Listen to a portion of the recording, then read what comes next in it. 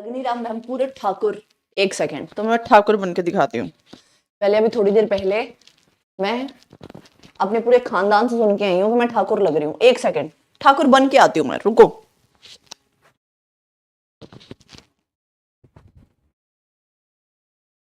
Good evening बच्चों, good evening everyone. अब I hope मेरा माइक कवर नहीं हो गया। पर बताओ, मैं ठाकुर नहीं लग रही शोले का? तो लग रहा है कि ये हाथ मुझे दे दे ठाकुर हो चुका है मेरे साथ। क्वेश्चन कैसे सॉल्व करूंगी? अब मेरा क्वेश्चन का बैकलॉग हो जाएगा, है ना? गुड इवनिंग, हाय नेहा, हाय राजपूत, हाय यस, हाँ जी बच्चों, हाय शिव, हाय निधि, हाय राजेश, हाय ऋतु, हाय केजीएस, हाय रेखा जी, हाय नकुल। गुड इवनिंग मेरे प्यारे प्यारे बच्चों। तो आज के सेशन में दूध का, ओ हाथ कहां से आ गया? ठाकुर का तो हाथ था ही नहीं। आज के सेशन में दूध का दूध और पानी पानी होने वाला है। अच्छा, एक तो आपको पता है एक और चीज हो रही है मेरे साथ। आपको लग रहा होगा किनू मैम रोज अतरंगी चीज पे, कभी किनू मैम अपनी जैकेट दूसरी पहन आते हैं, कभी ये शॉल एक तरीके से मेरा प्रोटेस्ट है। मेरे कितने सारे टीचर्स की जैकेट आ गई। केजीएस वाले चाहते हैं कि आपके किनू मैम को जुकाम हो जाए। पता नहीं यार, केजीएस टीम वहां से 2 बार मेरी जैकेट भेज चुकी है। रास्ते में किनू मैम की केजीएस नीट वाली जैकेट नहीं पहुंच रही मेरे पास। बताओ ये कौन है कुरियर वाला जिसको मेरी ही जैकेट पहननी है? और ये आदमी मेरे को जुकाम करवा के हटेगा। और आपको पता है मेरी इम्यूनिटी कितनी गंदी है, कितनी गंदी है। तो हाय पलक, हाय केजीएस नीट, हाय शिवम, हाय पिंटू, हाय सौरभ। हाँ जी बच्चों, आज गुड इवनिंग मेरे प्यारे प्यारे बच्चों। हाय हृदय। तो जब तक अब मेरी जैकेट नहीं आती ना, मैंने ऐसे ही ये तो अभी ठीक है, मैं इतनी खराब खराब शॉल लेके आना शुरू कर दूंगी ना कि एक दिन खुद पता लगे। खैर इतना तो नहीं, बट डिलीवरी के लिए आप सोच सकते हो, मतलब किसी ना किसी को तो वहां से पटना से चलना पड़ेगा मेरी जैकेट जेब में लगे, मतलब किसी ना किसी को होम सर्विस यहां तक डिलीवर करके जानी पड़ेगी मेरी जैकेट। ये लग रही है मेरे को। अब इतनी बार मेरी जैकेट चोरी हो चुकी है रास्ते में ही। चलो तब तक हम अपना प्रोटेस्ट जारी रखेंगे, खराब से खराब शॉल लेके। अगली अगली बारी शॉल लेकर आऊंगे, छेद होंगे उसमें, प्रॉपर छेद। जब तक मेरी जैकेट नहीं मेरे पास पहुंचेगी मेरी प्रोटेस्ट चलती रहेगी। चलो एनीवेज, अब ये प्रोटेस्ट मैं खत्म करती हूँ, हाथ बाहर निकालती हूँ। आज बहुत बॉटनी वाले एजुकेटर्स के साथ ना एक चीज बड़ी खराब होती है, और वो सारे बॉटनी एजुकेटर्स के साथ होती है। मेरी आज अनिल सर से बात हो रही थी, अनिल पांडे सर से। उन्होंने भी यही बात बोली। जब देखो आप लोग, मैम जूलॉजी अच्छा है, मैम जूलॉजी अच्छा है, जब देखो क्लास में बॉटनी तो पढ़ने का ही मन नहीं करता, हम तो बड़ी दुखी होकर बॉटनी पढ़ते हैं, अरे कितना बोरिंग है ये। मतलब जब देखो हम बेचारे इतने मन से आते हैं कि अरे आज तो मैंने डीकम्पोजिशन पढ़ाना है, आज तो मजा ही आ जाएगा क्लास में, और उधर से तुम लोग कितना बोरिंग है यार ये। आज देखते हैं तुम जूलॉजी में क्या गुल खिलाते हो। मैंने तो बड़े टाइम से ये वाले 2 चैप्टर्स नहीं पढ़े। अगर वो क्वेश्चन मैंने भी कर लिए और तुमसे ना हुए तो आज के बाद जूलॉजी जूलॉजी तुम्हारे मुंह से मैं सुनूंगी नहीं। अगर तुमने जूलॉजी वाली अपनी इज्जत बचानी है तो आज ये क्वेश्चन आपके ढंग से सॉल्व होने चाहिए, क्योंकि आपके एसबी मैम ने बोला है कि ये क्वेश्चन इंपॉर्टेंट है जी। और फिर ये भी दिख जाएगा मेरे को कि तुम जूलॉजी के क्वेश्चन अच्छे आंसर कर रहे हो कि बॉटनी के क्वेश्चन। करें फिर देखते हैं। अब आज जूलॉजी वर्सेस बॉटनी हो ही जाए, आज हो ही जाए ये मुकाबला। क्या हम शुरू करें अपना कार्यक्रम? चैलेंज एक्सेप्टेड कर लिया राज तरुण, ठीक है फिर देख लो तुम। चैलेंज एक्सेप्टेड कर लिया तो आओ फिर देखो, शुरू करते हैं अपने 100 सवाल। टुडेज हाईलाइट, आज की हाईलाइट है दूध का दूध, जैसे दूध का दूध और पानी का पानी सेशन। आज पता लग जाएगा मुझे कितना पढ़ते हो तुम लोग। बॉटनी बॉटनी करते नहीं, जोलॉजी जोलॉजी करते रहते हो, पढ़ते कितना हो जोलॉजी बताओ। सबसे पहले तो अपने बॉटनी क्वेश्चन आने वाले हैं। Everybody all set? एक भी क्वेश्चन ऐसा नहीं होना चाहिए जिसका तुम आंसर ना दो। नाक किनू मैम की पहली बहुत छोटी है, कटनी नहीं चाहिए, ठीक है जी? कट जाएगी तो बिल्कुल सांस नहीं आएगा फिर मेरे को। आओ, विच ऑफ द फॉलोइंग रिएक्शंस, तो इनमें से कौन सा रिएक्शन है जहां पे फॉस्फोरिलीकरण को दर्शाता है? कहां पे तुम्हारा सबस्ट्रेट लेवल फॉस्फोराइलेशन कहां पर हो रहा है? तो स्तर वाला फॉस्फोरिलीकरण कहां पे हो रहा है? सबस्ट्रेट, 3 तरीके के फॉस्फोराइलेशन हमने पढ़े थे, 3 टाइप के पढ़े थे। एक ऑक्सीडेटिव, एक ऑक्सीडेटिव पढ़ा था, एक हमने पढ़ा था बच्चों आपका फोटोफॉस्फोराइलेशन, और एक पढ़ा था हमने सबस्ट्रेट लेवल फॉस्फोराइलेशन। यहां पे direct chemical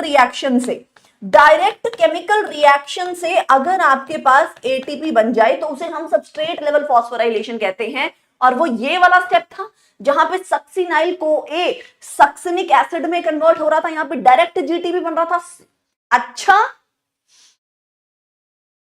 C alpha ketoglutaric से सक्सिनाइल को ए वाले स्टेप पे।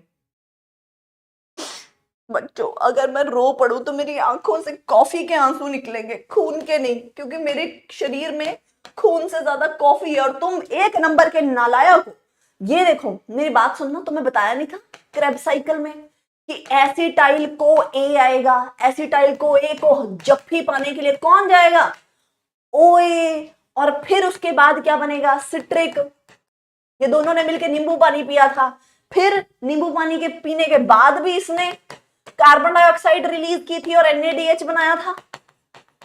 नींबू पानी पीते ही दोनों की लड़ाई नहीं हुई थी और एक ने दूसरे की कुटाई कर दी थी। हमने पूछा था अल्फा कूटोग्लूटरेट, तो अल्फा कूटोग्लूटरेट बन गया था यहाँ पे।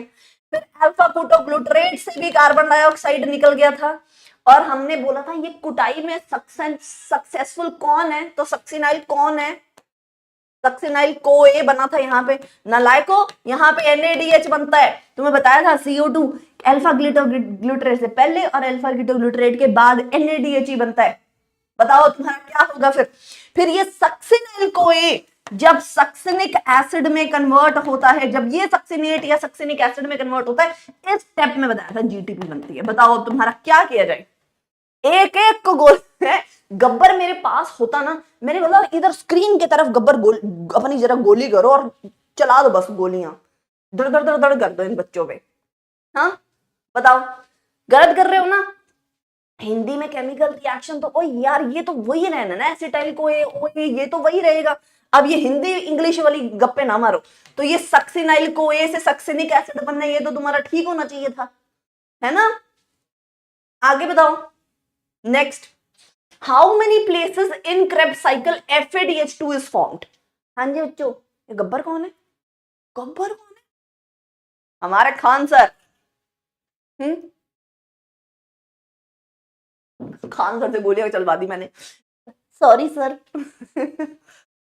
चलो, KGS नीट के गब्बर तो खान सर ही हो सकते हैं, और कौन होगा। चलो बताओ कितनी जगह पे क्रेब साइकिल में FADH2 बनता है, कितनी जगह पे बनता है। हाँ। अच्छा, क्रेब साइकिल में कितनी जगह, ओ मेरे नालायको, ओ मेरे प्यारे कबूतरों, तो एक बंदा तो सही आंसर दे दो। चलो कोई एक तो सही आंसर दे दो। नहीं, तुम भेड़ चाल में, तुम क्या मतलब भेड़ चाल में चलते हो, सारे ने कह दिया बी तो मैम बी। अच्छा मुझे ये बताना, तुम्हें क्रेब साइकिल में कौन सी मैम है जो ये बता के गई है कि एक क्रेब साइकिल के अंदर, तब कहते मैम रच गया मैम, एक क्रेब साइकिल के अंदर 3 NADH, एक FADH2 और एक ATP या GTP बनता है। ये कौन सी मैम ने तुम्हें बताया था, ये बताओ। क्या वो मैम मैं ही हूं, भाई वो एक क्रेब साइकिल पूछ रहा है, तुम दोनों क्यों उड़ा रहे हो। 2 क्रेब साइकिल चलती हैं तो 2 FADH2 आएंगे, यहां तो एक क्रेब साइकिल पूछ रहा है, नालायको। मैंने नहीं कहा तुम्हारे जोलॉजी के क्वेश्चन, तुम पहले मेरी बॉटनी ढंग से पढ़ो। हाँ जी अंकेश, ठीक है बेटा, ठीक है मैं डलवा देती हूँ, पर ये हो क्या रहा है बताओ, गड़बड़ पे गड़बड़ कर रहे हो। आगे बताओ, मैच द फॉलोइंग देखो, ये वो कॉम्प्लेक्सेस दिए हुए हैं, ठीक है। कौन सा कॉम्प्लेक्स 1 था, कॉम्प्लेक्स 1 कौन सा था, NADH अपना इलेक्ट्रॉन देता था कॉम्प्लेक्स 1 को। कॉम्प्लेक्स 2 कौन सा था जी, है ही नहीं, दिया ही नहीं हुआ FADH वाला। कॉम्प्लेक्स 3 कौन सा था, BC1, ये था कॉम्प्लेक्स 3। AA3 था कॉम्प्लेक्स 4, ये AA3 ये कॉपर वाला था जिसमें कॉपर होते हैं 2, और ATP सिंथेस होता है कॉम्प्लेक्स 4। तो क्या बना, क्या दे रहे हो आंसर, बी दे रहे हो।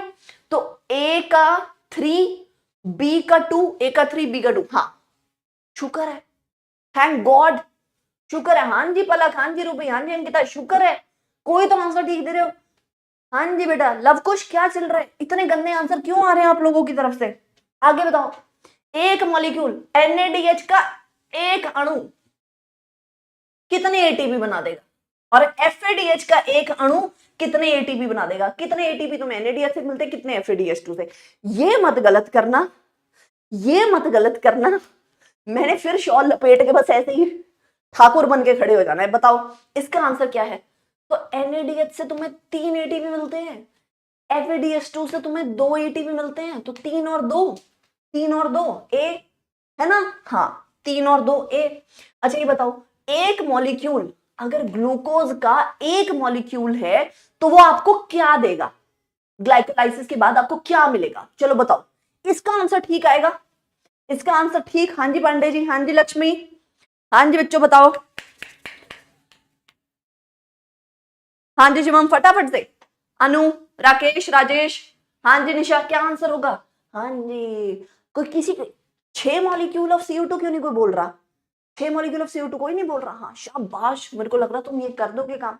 तो सिर्फ ग्लाइकोलाइसिस की है, तो ग्लाइकोलाइसिस में ग्लूकोज जो है सिर्फ 6 कार्बन जो है वो 3 कार्बन में टूट जाएंगे। शाबाश, तो 2 मॉलिक्यूल मिलते हैं हमें पायरोविक के, सही है। चलो आगे करो।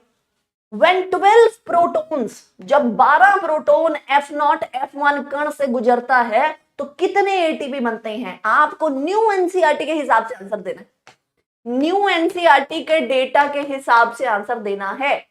क्या लिखा हुआ है आपकी एनसीईआरटी ने कि 4 प्रोटॉन जब निकलेंगे तो 1 एटीपी बनेगा।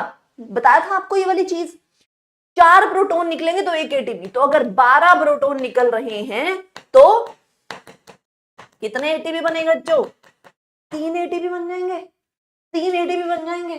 तो ये लो जी, कर दिया हमने 3 एटीपी। शाबाश, गड़बड़ कर रहे थे तुम लोग, अभी भी गड़बड़े चल रही हैं, है ना निशा, गड़बड़े चल जरूर रही हैं। अब ये बताओ, ग्लूकोज के एक अणु के ऑक्सीकरण से एटीपी कितने बनते हैं, तो ये बता दो फिर। तो एक ग्लूकोज से आपको कितने एटीपी मिलते हैं, ये गलत नहीं होना चाहिए। एक ग्लूकोज से हमें एटीपी कितने मिलते हैं, ये तो गलत ही नहीं हो सकता।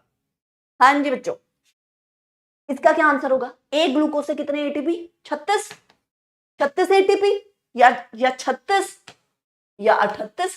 हिंदी वाली एनसीईआरटी कहती है 36, इंग्लिश वाली कहती है 38। हमने वो भी देख लिया, 36 भी ठीक है, 38 भी ठीक है ना। चल आगे का बताइए, नेक्स्ट बताइए।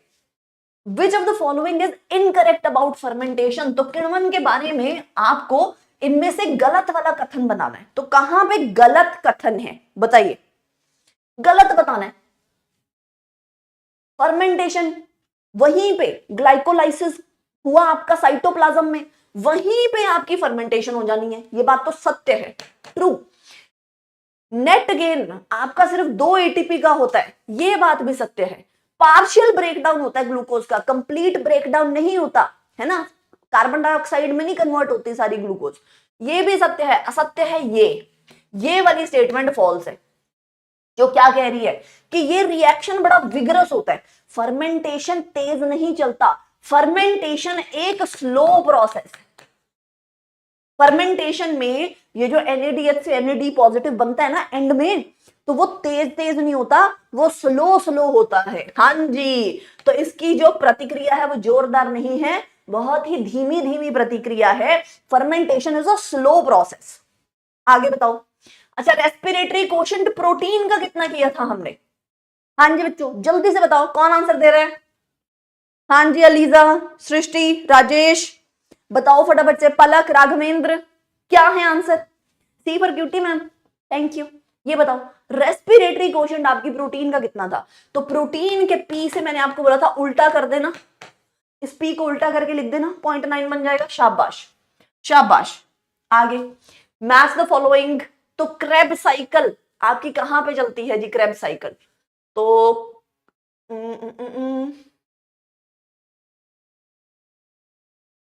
कोई भी नहीं इसमें सही लग रहा, ये क्या हुआ। चलो एक बार देखती हूँ, मैं गलत पढ़ रही हूँ शायद। फोटो रेस्पिरेशन हमारी पेरोक्सिसोम्स में होती है, ग्लाइकोलाइसिस हमारी साइटोप्लाज्म में होती है, ऑक्सीडेटिव फॉस्फोराइलेशन यानी कि हमारी इलेक्ट्रॉन ट्रांसपोर्ट चेन ये चलती है इनर सरफेस ऑफ, अब inner surface of membrane of mitochondria या स्टॉक्ड पार्टिकल, इसके लिए बेटर है। ऑक्सीडेटिव फॉस्फोराइलेशन यानी कि एटीपी फॉर्मेशन में स्टॉक्ड पार्टिकल जो है F0 F1 काम आ जाएगा। हाँ, तो फिर क्रेब्स साइकिल को इधर पहुंचा दो। तो A का 4, B का 3, तो आंसर हमारा, तुम क्या रहे, अच्छा C फॉर केमिस्ट्री, क्या बात है, बॉटनी में केमिस्ट्रियां याद आ रही हैं तुम्हें। आगे बताओ जी, नेक्स्ट क्वेश्चन बताओ, ग्लाइकोलाइसिस, क्रेब चक्र और, तो ग्लाइकोलाइसिस, क्रेब चक्र और बीटा ऑक्सीकरण के बीच में कौन सा है आपकी जोड़ने वाली कड़ी, कौन सी है, कौन सी कड़ी आपकी जोड़ने, जो दो इन सब के अंदर चाहे ग्लाइकोलाइसिस हो रहा है, चाहे क्रेब साइकिल हो रहा है, और चाहे बीटा ऑक्सीडेशन ऑफ फैट, जब फैट टूटता है तो फैटी एसिड किस जगह पे जाके जुड़ता है, एसिटाइल को ए बना रहा था, ये हमने पढ़ा था, फैटी एसिड जाके एसिटाइल को ए वाली जगह पे लिंक कर रहा था। तो आंसर क्या आएगा हमारा, एसिटाइल को ए। क्या आप लोग बी बोल रहे हो, शाबाश, वेल डन। हाँ जी, हाँ जी हेमंत, हाँ जी पलक, हाँ जी नैन्सी, शाबाश, हाँ जी बच्चों, हाँ जी समृद्धि यादव, हाँ जी फैजान, शाबाश निशा, वेल डन बच्चों, हाँ जी अदनान, ग्रेट। आगे बताओ, सिलेक्ट द इनकरेक्ट स्टेटमेंट। अब इसमें से आपने गलत कथन का चयन करना है। तो क्या कह रहा है, प्लांट्स के पास कोई स्पेशल सिस्टम नहीं होता, तो प्लांट के पास कोई नाक नूक अलग से होता तो है नहीं ब्रीदिंग के लिए, तो ये बात तो सही है, कोई नाक नहीं है प्लांट के पास, कोई स्पेशल सिस्टम नहीं है। फिर कह रहा है एसिटाइल को ए जो है वो एंटर करता है TCA cycle running in matrix of mitochondria, है ना।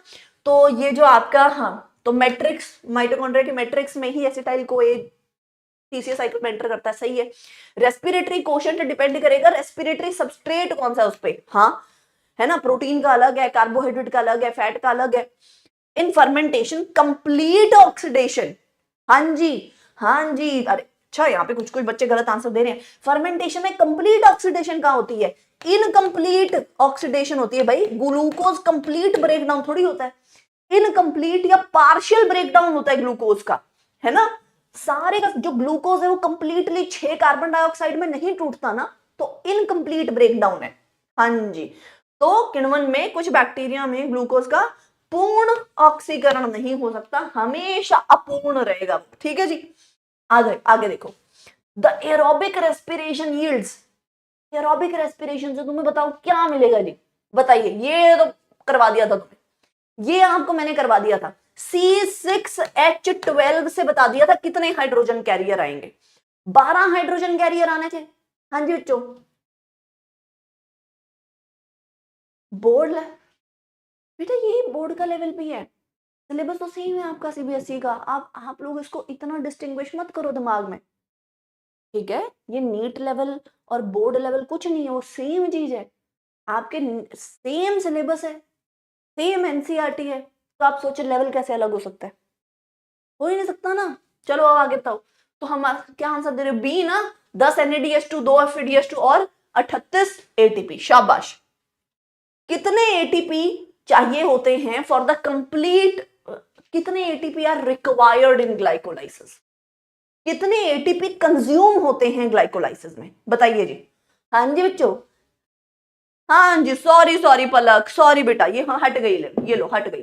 तो ग्लाइको, मैं ऐसे हिलती रहूंगी, है ना, यहाँ पे बैठ जाती हूँ, बताओ तो कितने चाहिए, ये तो इधर हिंदी है उधर इंग्लिश है, कहाँ खड़े हुए मैम, तो बताओ कितने चाहिए, कितने आदमी थे, तो बचाओ, बताओ फटाफट से, दो ही आदमी थे, दो सरकार, 2 एटीपी चाहिए थे ना, 2 एटीपी की इन्वेस्टमेंट हुई थी, तो फॉस्फोरिलीकरण में कितने एटीपी हमने यूज किए थे, 2 किए थे, कब, जब ग्लूकोज से बनाया था, ग्लूकोज 6 फॉस्फेट, तो 1 एटीपी खत्म हमने खा लिया था, फिर इसको हमने फ्रक्टोज में तब्दील कर दिया था, और फिर फ्रक्टोज 6 फॉस्फेट को फ्रक्टोज 1,6 बिस फॉस्फेट में तब्दील किया था, तो 1 एटीपी खत्म हो गया था। तो ये 2 स्टेप हैं जहां हमारे एटीपी खत्म हुए थे, है ना जी, 2 एटीपी खर्च हुए थे हमारे। चलो, total ATP produced during EMP pathway, EMP pathway कौन सा होता है, हाँ जी बच्चों, ये ईएमपी मार्ग है कौन सा, ग्लाइकोलाइसिस, ग्लाइकोलाइसिस का ही दूसरा नाम है ईएमपी। ये है क्या, ई से है एम्बडन, एम से है मेयरहॉफ, और पी से है पैरानस। तो ये वो 3 लोग हैं बच्चों जिन्होंने मिलके आपको ये ग्लाइकोलाइसिस की प्रोसेस समझाई थी। तो कितने टोटल प्रोड्यूस होते हैं? हाँ जी 38 बिल्कुल सही, करेक्ट करेक्ट एकदम से।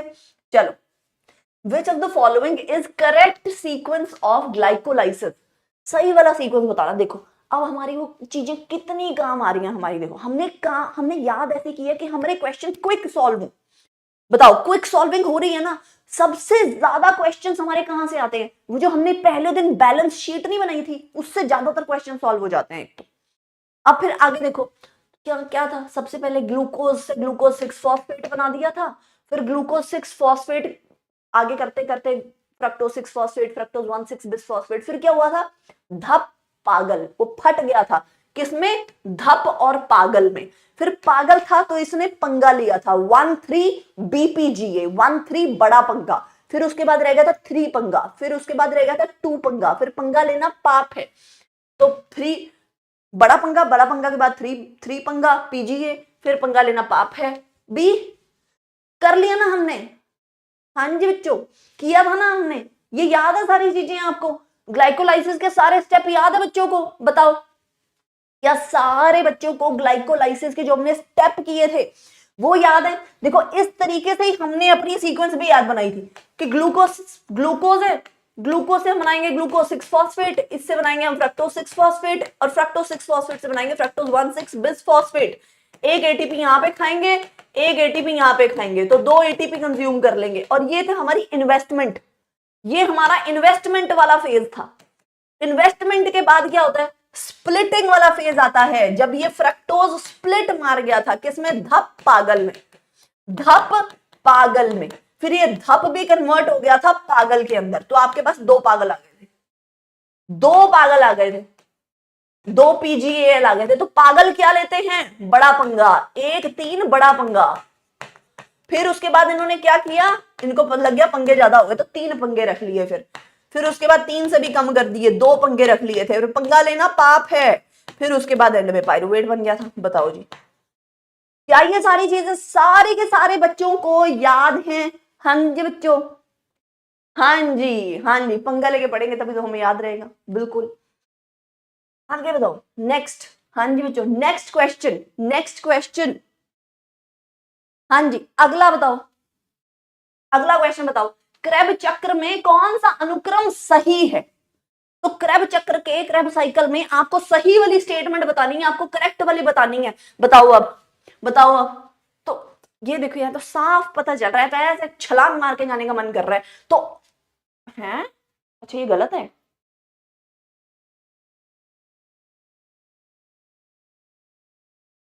तो सारी गलत है।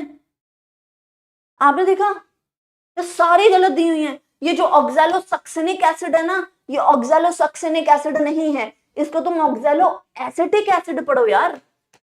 ये ऑक्सैलो एसिटिक एसिड है, OAA। ये ऑक्सैलोसक्सेनिक एसिड नहीं है, ये गड़बड़ है। ये OAA है, ये भी OAA है। हाँ यहाँ पे भी देखो अलग लिखा हुआ है। तो ये ऑक्सैलोसक्सेनिक नहीं है, ऑक्सैलो एसिटिक एसिड है भाई। और ये भी ऑक्सैलो एसिटिक एसिड है। तो क्या हुआ था? ऑक्सैलो एसिटिक एसिड ने एसिटाइल कोए के साथ रिएक्ट करके आइसोसिट्रेट बनाया था, सिट्रेट बनाया था। फिर उसके बाद ये नींबू पानी पिया था इन्होंने सिट्रेट वाला। फिर क्या हुआ था? कुटाई। इसके बाद क्यूटाई, कीटोग्लूटरेट। बी, डी क्यों कर रहे हो भाई? ये सारे तुम लोग डी कह रहे हो, तुम लोगों को शर्म है? सारे हेमंत, आंचल, राकेश, बहुत पिटाई होनी चाहिए तुम लोगों की, बहुत गंदी पिटाई होनी चाहिए तुम लोगों की। मैंने करानी ही नहीं तुम्हें जूलॉजी के क्वेश्चन, अपने आप करो। मेरे बॉटनी के क्वेश्चन तुम इतने गंदे आंसर करोगे, इतना याद कराने के बाद भी। तो OAA और एसिटाइल को ए मिले थे तो सिट्रिक बना था ना। फिर सिट्रिक के बाद अल्फा कुटाई हुई थी ना, यहां पे भी CO2 निकली थी, और फिर इसके बाद भी CO2 निकली थी। भाई तुमने नहीं लिख के देखा, यहां पे भी NADH बनता है, जब भी CO2 निकलती है NADH बनता है, तुम्हें बताया था भाई, तुमने नहीं लिख के देखा। फिर उसके बाद हमने एंड में पूछा था कुटाई के बाद कि सक्सेसफुल कौन है, तो सक्सेसफुल को है। यार बच्चों तुमने नहीं किया, बताओ फटाफट से। हाँ जी, आपने नहीं किया बच्चों रिवाइज, सच्ची सच्ची बताओ मुझे। ये बताओ कि आप में से कितने बच्चों ने सच्ची में रिवाइज किया है? और पहले तो ये बताओ कौन कौन नालायक कह रहा है मैम मैंने नहीं किया रिवाइज, हरकतें नहीं है बच्चों आपने आपकी रिविजन, गीता किया है रिविजन? हाँ सृष्टि गलत हो गया ना, गंदे आंसर क्यों दे रहे हो? हाँ जी बच्चों, आज ही रिवाइज किया फिर गलत क्यों हो रहा है इतनी ट्रिक लगाने के बाद? मतलब अगर हम हर एक साइकिल पे ट्रिक लगा के कर रहे हैं फिर उसके बाद ये क्वेश्चन गलत क्यों हो रहे हैं तुम लोगों के? देखो है ना, एएस नहीं किया ना रिवाइज, क्यों नहीं किया तुम लोगों ने रिवाइज? तुम्हें क्या लग रहा है ऐसे ही याद हो जाएगा, ऐसे ही काम हो जाएगा, ऐसे बन जाएगी बात? नीट के पेपर में तुम्हें लगता है लोग मजाक में बैठे हुए हैं? एक एक एस्पिरेंट जब वो कोई भी सेशन अटेंड करता है उसके बाद वो रिवाइज करता ही करता है। कितनी भीड़ है एस्पिरेंट्स की, क्या तो कट ऑफ जा रही है। आप अगर अगर इतनी आपको मेहनत कर करके साइकिल याद कराई जाएगी उसके बाद आप रिवाइज नहीं करेंगे तो आप क्या इमेजिन कर रहे हैं कि कोई ऐसे ट्रे में लेकर आएगा ऐसे कॉफी की तरह, ये लो बेटा मैमसी Maulana Azad medical college please ये ले लो। सच में तुम्हें ऐसी उम्मीद हो रही है क्या कि कोई तो आएगा एक ट्रे में लेके? सुहावने सपने लेना तो बहुत अच्छी बात है पर तुम फीलिंग ज्यादा ले रहे हो और तुम पढ़ाई उस हिसाब से बहुत कम कर रहे हो बच्चों। उस हिसाब से पढ़ाई बहुत कम कर रहे हो जितनी फीलिंग आ रही है तुम्हें। बेइज्जती ना करवा लेना, ये गड़बड़ हो जाएगी। ऐसे ट्रे में लेकर कोई नहीं आएगा, बहुत मारो मार चल रही है। अगर आप इतने यूजुअली क्या होता है टीचर आके पढ़ा देता है, याद कराने की रिस्पॉन्सिबिलिटी नहीं लेता, वो बच्चे की रहती है। मैं जब भी आके आपको बॉटनी पढ़ा रही हूं मैं क्या रिस्पॉन्सिबिलिटी ले रही हूं? मैं रिस्पॉन्सिबिलिटी ले रही हूं तुम्हें याद कराने की। सेशन में सारा जोर इस चीज में लग जाता है कि कैसे वो चीज बोली जाए कि आपको याद रहे। उसके बाद तुम लोगों को याद नहीं रहेगा तो बताओ क्या कैसे काम चलेगा? फिर कैसे काम चलेगा बच्चों? हाँ समृद्धि, एएस, शिवम, राजेश, पलक, कैसे काम चलेगा? आगे बताओ। इन how many steps carbon dioxide is released in aerobic respiration? तो कितने स्टेप्स हैं जिसमें कार्बन डाइऑक्साइड रिलीज होती है? बताओ जी। In how many steps carbon dioxide is released? कितने वाले स्टेप्स में? जब पायरुविक एसिड के साथ प्ले करते हो तुम, बताओ इसका आंसर बताओ। चलो इसका आंसर बताओ। पायरुविक एसिड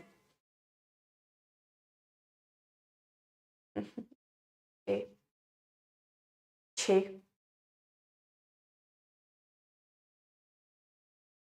है, छह।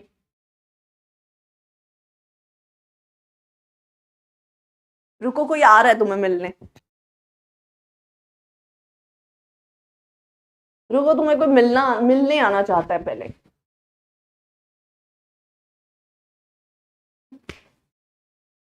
कौन आया? बेटे मुझे तो पहले ही पता था तुम लोगों का नहीं सिलेक्शन होता इस बार। मैंने तो अपनी चीकू को भी कह दिया, मैंने चीकू और चिकी दोनों को कह दिया है इनका नहीं होता इस बार सिलेक्शन। ये हो गया नलायक एक नंबर के।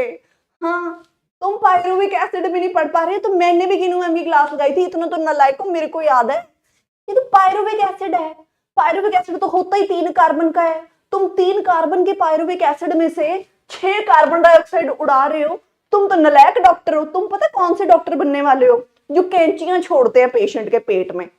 मत बनना कभी भी डॉक्टर। तुमने कैंचियां ही छोड़नी है पेशेंट के पेट में। वो सिल देते हैं फिर उसके बाद कहते हैं हाई कैंची अंदर रह गई फिर खोलो इसको, हैं वही वाले डॉक्टर बनोगे तुम। 3 कार्बन वाले पायरुविक एसिड में से सारे के सारे नलायक को 6 कार्बन डाइऑक्साइड उड़ा रहे हो तुम। कहां से लेकर आए हो इतने कार्बन डाइऑक्साइड? हैं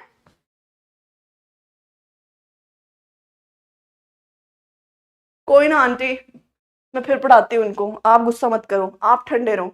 आंटी तो खुश हो गई यार, आंटी इज हैप्पी। आंटी कह रही है इनका तो होता नहीं सिलेक्शन, मेरे बच्चों का पक्का हो जाएगा। आंटी पूरी सीरियसली पढ़ा रहे हैं अपने बच्चों को। तुम नालायक हो, महानतम नालायक हो। 3 कार्बन डाइऑक्साइड यार, 3 कार्बन डाइऑक्साइड तो होंगे। एक बार जब पायरुविक एसिड में से एसिटाइल कोई बना था, है एसिटाइल कोई बना था, ये 3 कार्बन का था, ये 2 कार्बन का था, तो 1 कार्बन डाइऑक्साइड तो यहां पे उड़ा था। 1 कार्बन डाइऑक्साइड आपका यहां पे उड़ा था। फिर उसके बाद क्या हुआ था? देन आफ्टर दैट ये वाला जो एसिटाइल कोई था ये एंटर कर गया था हमारा क्रेब्स साइकिल में। ये एंटर किया था क्रेब्स साइकिल के अंदर। और क्रेब्स साइकिल के अंदर फिर अगर आपको याद हो तो एक बार अल्फा कीटो ग्लूटरेट से पहले कार्बन डाइऑक्साइड उड़ा है, क्योंकि इसमें 2 कार्बन है ना, तो 2 कार्बन और उड़ने हैं। वो क्रेब्स साइकिल में उड़े थे, एक बार अल्फा कीटो ग्लूटरेट से पहले और एक बार अल्फा कीटो ग्लूटरेट के बाद। तो 2 कार्बन डाइऑक्साइड तुम्हारे यहां उड़े थे। कितने हुए जी? 1, 2 और 3। भाई जब वो है ही 3 कार्बन का, तुम 6 कैसे उड़ा रहे हो कार्बन डाइऑक्साइड? तुम तुम बेटा वो लोग हो जो स्ट्रिंग थ्योरी निकाल देते हो, है ना? कुछ अतरंगी नई चीजें करोगे तुम लाइफ में। पुरानी चीज तो पुरानी, 3 कार्बन में से 3 कार्बन डाइऑक्साइड तो कोई भी बना लेता है मैम। हम वो लोग हैं जो 3 कार्बन में से 6 कार्बन डाइऑक्साइड उड़ा देते हैं। तुमने कॉन्सेप्ट वो क्या कहते हैं, matter can not be created, है ना? अच्छा, energy can neither be created not destroyed था। ठीक है ठीक है, पर तुम तो एनर्जी भी क्रिएट कर दोगे, तुम पार हो।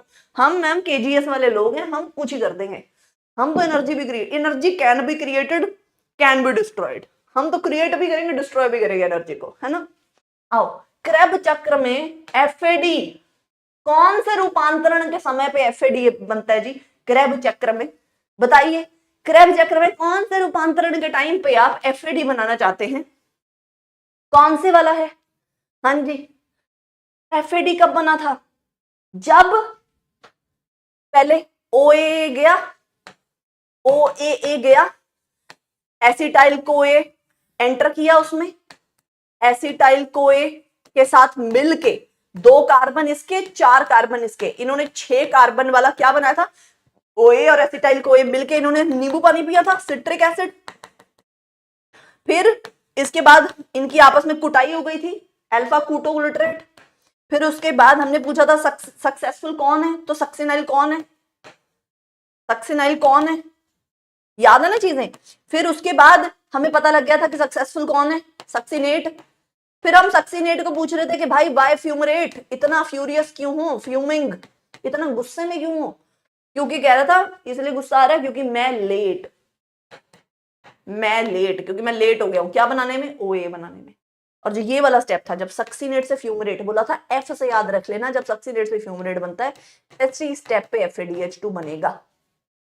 तो जब सक्सिनिक एसिड से फ्यूमेरिक एसिड बनता है, डी। आई एम और मेरे को पक्का पता था सी बोलेंगे ही बोलेंगे। कहां है कौन कौन से मेरे राजकुमारों ने, कौन कौन से मेरे राजकुमार, धीरे धीरे बोलूं? अच्छा अच्छा ये बताओ, मैं धीरे धीरे बोलती हूँ, मैं है ना, मेरे को मेरे दादाजी ने भी बोला था कि बहुत तेज स्पीड पे बोलती हूँ। कितने बच्चों को लगता है कि मैम थोड़ा धीरे बोलो? आज वो समय आ चुका है जब मैं थोड़ा रियलिटी चेक लूं। कितने बच्चों को लगता है कि मैम थोड़ा तो आपको धीरे बोलना चाहिए? मैं चलती ही 2x पे हूँ, है ना? यूट्यूब की वीडियोस हम 2x करके देखते हैं ना। मेरे को लगता है मेरा अगर वीडियो तुम 2x करोगे तो वह असल में 8x हो जाता है अपने आप ही। क्या सच्ची में ठीक है? सही है, आपको आदत हो चुकी है। अच्छा, मैं प्यार से बोलूं, यही तो मेरा प्यार है सिद्धू। तुम मेरा प्यार ही नहीं समझ पा रहे, प्यार से खाट बोलूं? नालायक को प्यार से क्या बोलूं? तुम आंसर तो ठीक दो। कहता मैम प्यार से बोलो, प्यार आ ही नहीं रहा मेरे को, नकली प्यार नहीं हो रहा भाई, प्यार आ नहीं रहा मेरे को तुम लोगों पे। अभी आंसर देखो कितने गंदे दे रहे हो तुम। आगे बताओ, एसर्जन रीजन देखो हमारा favourite, the inner membrane of mitochondria contain. पर थोड़ा धीरे बोलती हूँ मैं, ये बात सत्य है, थोड़ा धीरे करती हूँ बात। इनर मेम्ब्रेन ऑफ माइटोकॉन्ड्रिया, क्या इनर मेम्ब्रेन के पास क्रेब्स साइकिल के एंजाइम्स होते हैं? तो अगली स्टेटमेंट देखो, अगली, माइटोकॉन्ड्रिया मैट्रिक्स के अंदर, तो मैट्रिक्स के अंदर क्या इलेक्ट्रॉन परिवहन चलता है? क्या मैट्रिक्स के अंदर इलेक्ट्रॉन ट्रांसपोर्ट होता है? बताओ जी आंसर। हाँ जी बच्चों, बताओ इसका आंसर क्या होगा?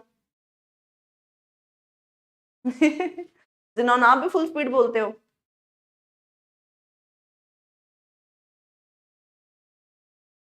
बताओ जी क्या आंसर होगा? तो आंसर क्या होगा बच्चों? आंसर होगा एस।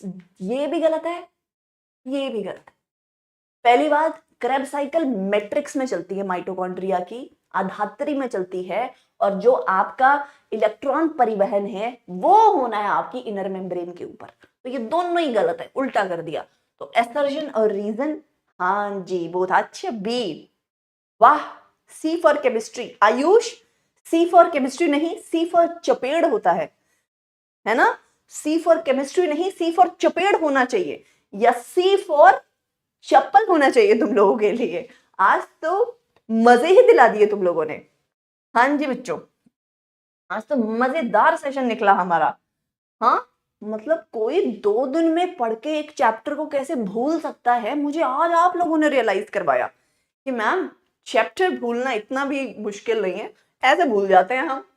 ऐसे आप पढ़ाओ, दिमाग में घुसाने की चीज कोशिश करो कि बच्चों के दिमाग में चीज घुसे, हम ऐसे करके झाड़ देते हैं वो है। लिटरली मेरे को लगता है मैं चैप्टर पढ़ा रही हूँ, कोशिश कर रही हूँ तुम्हारे दिमाग में ये भी चल जाए, ये भी चल जाए, साइकिल ऐसी है वो है। थोड़ी देर बाद बच्चे उठे, अरे खत्म हो गया सेशन, ये क्या बता दिया मैम ने, टाइम वेस्ट कर दिया हमारा, चलो झाड़ो इसको।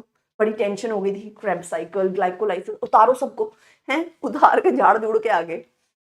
आगे बताओ, ऐसा रीजन अगला, भाई कमाल के बच्चा तुम लोग। रेस्पिरेशन एक एम्फीबॉलिक पाथवे है, एक उभयचर मार्ग है जिसमें पचयन उपचयन दोनों चीजें चलती हैं। तो ट्रू कर दो इसको, ट्रू अगर आप लोगों की इजाजत हो तो। फिर क्योंकि रेस्पिरेशन के अंदर, हाँ जी, क्योंकि श्वसन मार्ग में अपचय और उपचय दोनों होते हैं, तो दोनों स्टेटमेंट कैटाबॉलिज्म एनाबॉलिज्म दोनों हैं। ये एक्सप्लेन भी करना है, ए आएगा। वाह शाबाश मेरे चीतो।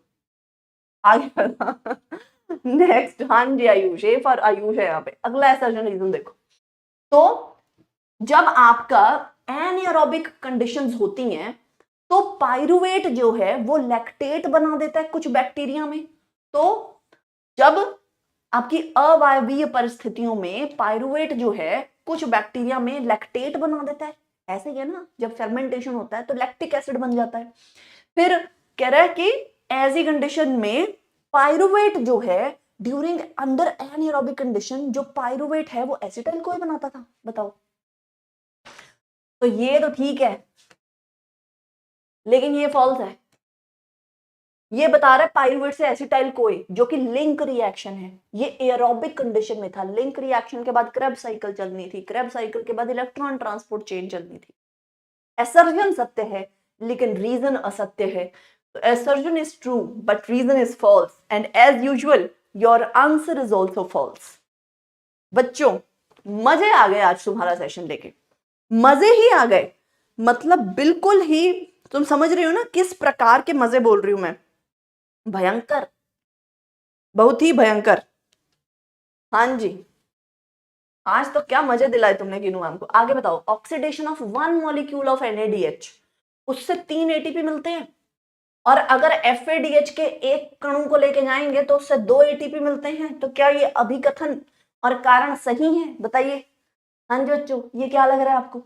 तो वाकई 3 मिलते हैं NaDH से, ट्रू है। FADH से भी 2 मिलते हैं, ये भी ट्रू है, लेकिन ये कोई कारण तो नहीं हुआ, ये रीजन तो एक्सप्लेन नहीं कर रहा, इसका बी सही है, बस ठीक है। तो असर्शन रीजन दोनों सत्य हैं, लेकिन कारण सही एक्सप्लेन नहीं कर रहा, ये व्याख्या नहीं कर पा रहा उसकी। सही है चीज, चलो शुक्र है। एटीपी एनर्जी करेंसी है सेल की, सही है ना जी।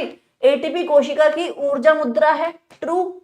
आगे देखो, एटीपी टूटेगी जब भी एनर्जी की जरूरत होगी, तो एटीपी टूटेगा, ये भी ट्रू है, तभी वो एनर्जी करेंसी है। एटीपी कैसे टूटता है? जब भी एनर्जी चाहिए होती है तो एटीपी कैसे टूटता है? एडीपी में वो ट्राइफॉस्फेट से डाइफॉस्फेट बन जाता है, इनऑर्गेनिक फॉस्फेट अलग निकल जाता है। और टूटना है तो ये एडीपी भी और टूटेगा, ये एएमपी यानी कि मोनोफॉस्फेट रह जाएगा, इनऑर्गेनिक फॉस्फेट। और जब भी ये फॉस्फेट बॉन्ड टूटेगा तो एनर्जी रिलीज होती है। तो ऐसा रीजन दोनों सही है, ए आना चाहिए यहाँ पे, बिल्कुल सही। आगे, which of the following biomolecules is common, कौन सा है which is common to respiration mediated breakdown of fats, carbohydrates and proteins, बताइए जी। हाँ जी बच्चों, इसका बताओ क्या आंसर होना चाहिए। तो इसमें से कौन सा, विच of the following biomolecules is common, जो सब में कॉमन है, जिसपे जाके सारे मिल जाएंगे। अच्छा, कार्बोहाइड्रेट का तो पूरा ही साइकिल आपने पढ़ा है, प्रोटीन का मैंने आपको बताया था ये टूटती है अमीनो एसिड में, और आपको ये बोला था, लेकिन पी से पी याद रखना कि प्रोटीन जाके पाइरुवेट पे जाके मिल जाती है, प्रोटीन पाइरुवेट पे मिल जाती है, लेकिन फैट पाइरुवेट पे नहीं मिलता। फैट और आगे जाके, फैटी एसिड और आगे जाके एसिटाइल कोए, जब ये जहां पे पाइरुवेट एसिटाइल कोए पे मैच करता है ना, पाइरुवेट ने भी एसिटाइल कोए में कन्वर्ट हो जाना है, तो ये एसिटाइल कोए कॉमन हो जाएगा, बी।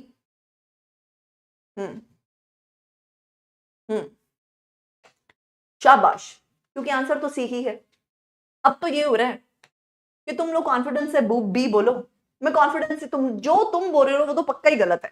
आज तो ये हो रहा है कि जो आंसर आप बोल रहे हो वो तो 100% ही गलत है ना। आज तो मजे ही आ गए, आज तो मजे ही आ गए। आज तो आप लोगों ने, उसके बाद आप लोगों को एक होमवर्क है, कृपया जो, हाँ अगर बच्चों ने बी बोला मतलब आंसर पक्का सही है। अगर तुमने सी बोला होता तो मैं कॉन्फिडेंस के साथ बी कराती, क्योंकि तुम लोग बिल्कुल गलत आंसर दे रहे हो। नलायको नलायको नलायको। हमने पढ़ा था कार्बोहाइड्रेट कैसे टूटता है, तो भाड़ में जाए कार्बोहाइड्रेट कैसे टूट रहा है ना। उसके बाद जब प्रोटीन टूट रही थी तो मैं बोला था प्रोटीन जाके पी से याद रखना, पायरुवेट वाले स्टेप पे मैच कर जाएगी। चलो, फिर तुम्हें बोला था फैट, फैट को आगे दो में तोड़ना होता है, फैटी एसिड और ग्लिसरॉल में। फिर आपको बताया था ये जो ग्लिसरॉल है ये थोड़ा ऊपर ऐड हो जाएगा, वो जो धप पागल वाला स्टेप नहीं था, धप और पागल, तो ये जो ग्लिसरॉल है ये ग्लिसरॉल्डिहाइड में कन्वर्ट हो जाता है, तो ये तो इस स्टेप में एंटर कर जाएगा। ये जो फैटी एसिड था लेकिन, तो ये फाइनली एसिटाइल कोए वाले स्टेप पे एंटर करता है।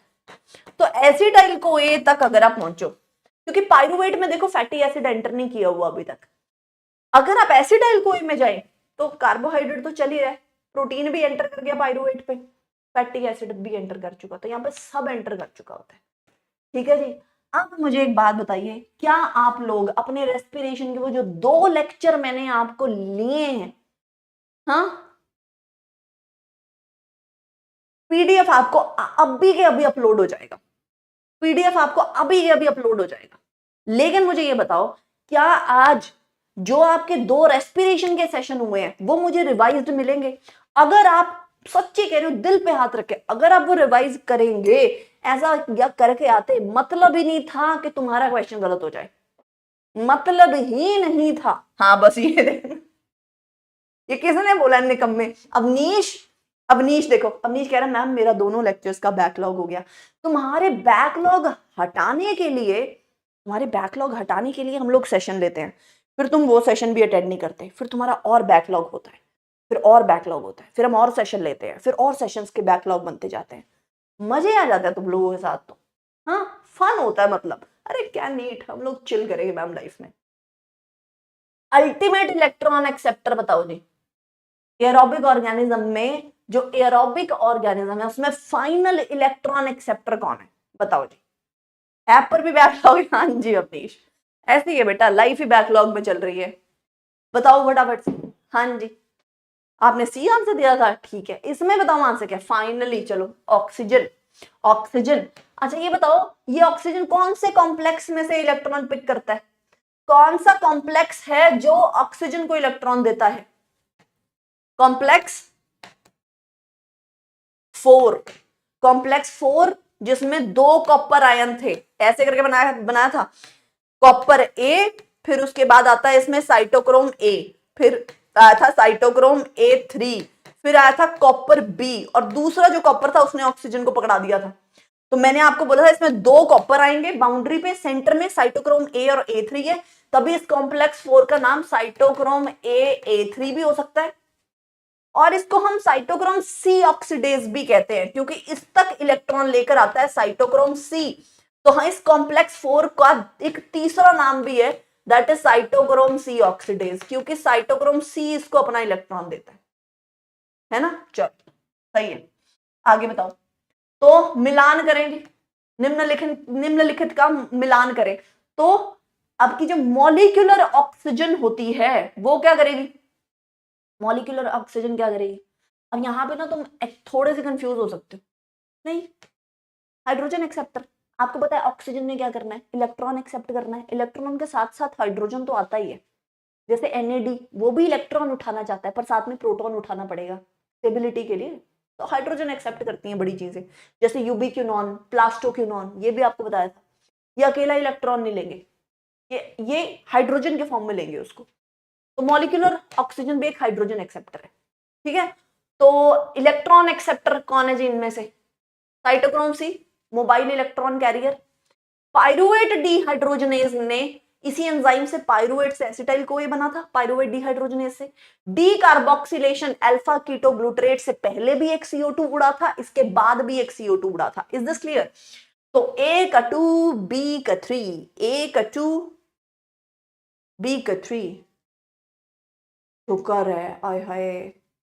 हाँ जी बच्चों, शुक्र है तुमने ए आंसर दे दिया इसका, थैंक गॉड तुमने ए आंसर दे दिया। हाँ जी, हाँ जी, दिल की आवाज आ रही थी आज, मेरे को लगा था फिर गड़बड़ करोगे, इतनी श्योर हुई पड़ी थी मैं कि इन्होंने फिर नालायकियां करनी है।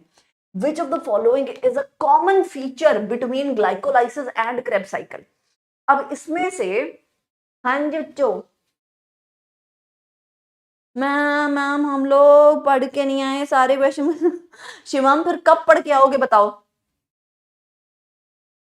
कब पढ़ के आओगे, कौन सी वाली क्लास में पढ़ के आना शुरू करोगे ये बताओ, अगले क्वेश्चन का आंसर बताओ। 28 में का बताओ कौन सा कॉमन फीचर है ग्लाइकोलाइसिस और क्रेब साइकिल में? तो ग्लाइकोलाइसिस और क्रेब चक्र में कॉमन क्या है? CO2 का उत्सर्जन। क्या CO2 निकलती है ग्लाइकोलाइसिस में? तो एक भी कार्बन डाइऑक्साइड नहीं निकलती, तो ये तो गलत है। FADH2 ग्लाइकोलाइसिस में बनता ही नहीं है, FADH2 ये तो क्रेब साइकिल में बनता है सिर्फ, ये भी गलत है। प्रक्रियाओं का स्थान भी अलग अलग है, ग्लाइकोलाइसिस साइटोप्लाज्म में है, क्रेब साइकिल माइटोकॉन्ड्रिया के अंदर हो रहा है, मैट्रिक्स में हो रहा है, तो ये भी गलत है। तो डीहाइड्रोजनेशन, हाइड्रोजन निकलना, हाइड्रोजन निकल के NADH बनना, तो NADH प्लस H पॉजिटिव, ये आपके ग्लाइकोलाइसिस में भी बने और आपके क्रेब्स चक्र में भी बने। क्या गलत आंसर दे रहे थे तुम लोग? डी। क्या बात है यार बच्चों, सही आंसर दे रहे थे तुम लोग। हाँ हाँ शिफा सही आंसर दे रहे हैं बच्चे। चलो आगे बताओ नेक्स्ट। हाँ जी बच्चों, अरे कीनू मैम की बालिका भी आई हुई है, सो क्यूट। आगे बताओ नेक्स्ट बताओ। In mitochondria electron transport chain cytochrome C जो है ये मोबाइल कैरियर की तरह एक्ट करता है, तो ये कहां से कहां इलेक्ट्रॉन को लेके जाएगा ये बताओ। तो माइटोकॉन्ड्रियल ETC में साइटोक्रोम C कैसे हस्तांतरण करता है, कहां से कहां लेके जाता है इलेक्ट्रॉन को? आंसर बताइए। हाँ जी बच्चों, यहां पे आंसर बताइए फटाफट से बताओ। हाँ जी बच्चों, हाँ जी आंसर बताओ, आंसर बताओ यहाँ पे क्या होना है? अभी बताया तुम्हें थोड़ी देर पहले, अभी बताया थोड़ी देर पहले। हाँ जी, कॉम्प्लेक्स 3 से कॉम्प्लेक्स 4 तक, कॉम्प्लेक्स 3 से। तो ऐसे करके हमने चेन बनाई थी, ऐसे करके हमने चेन बनाई थी, ये कॉम्प्लेक्स 1 हो गया, ये कॉम्प्लेक्स 3 हो गया, ये कॉम्प्लेक्स 2 है और ये कॉम्प्लेक्स 4 है।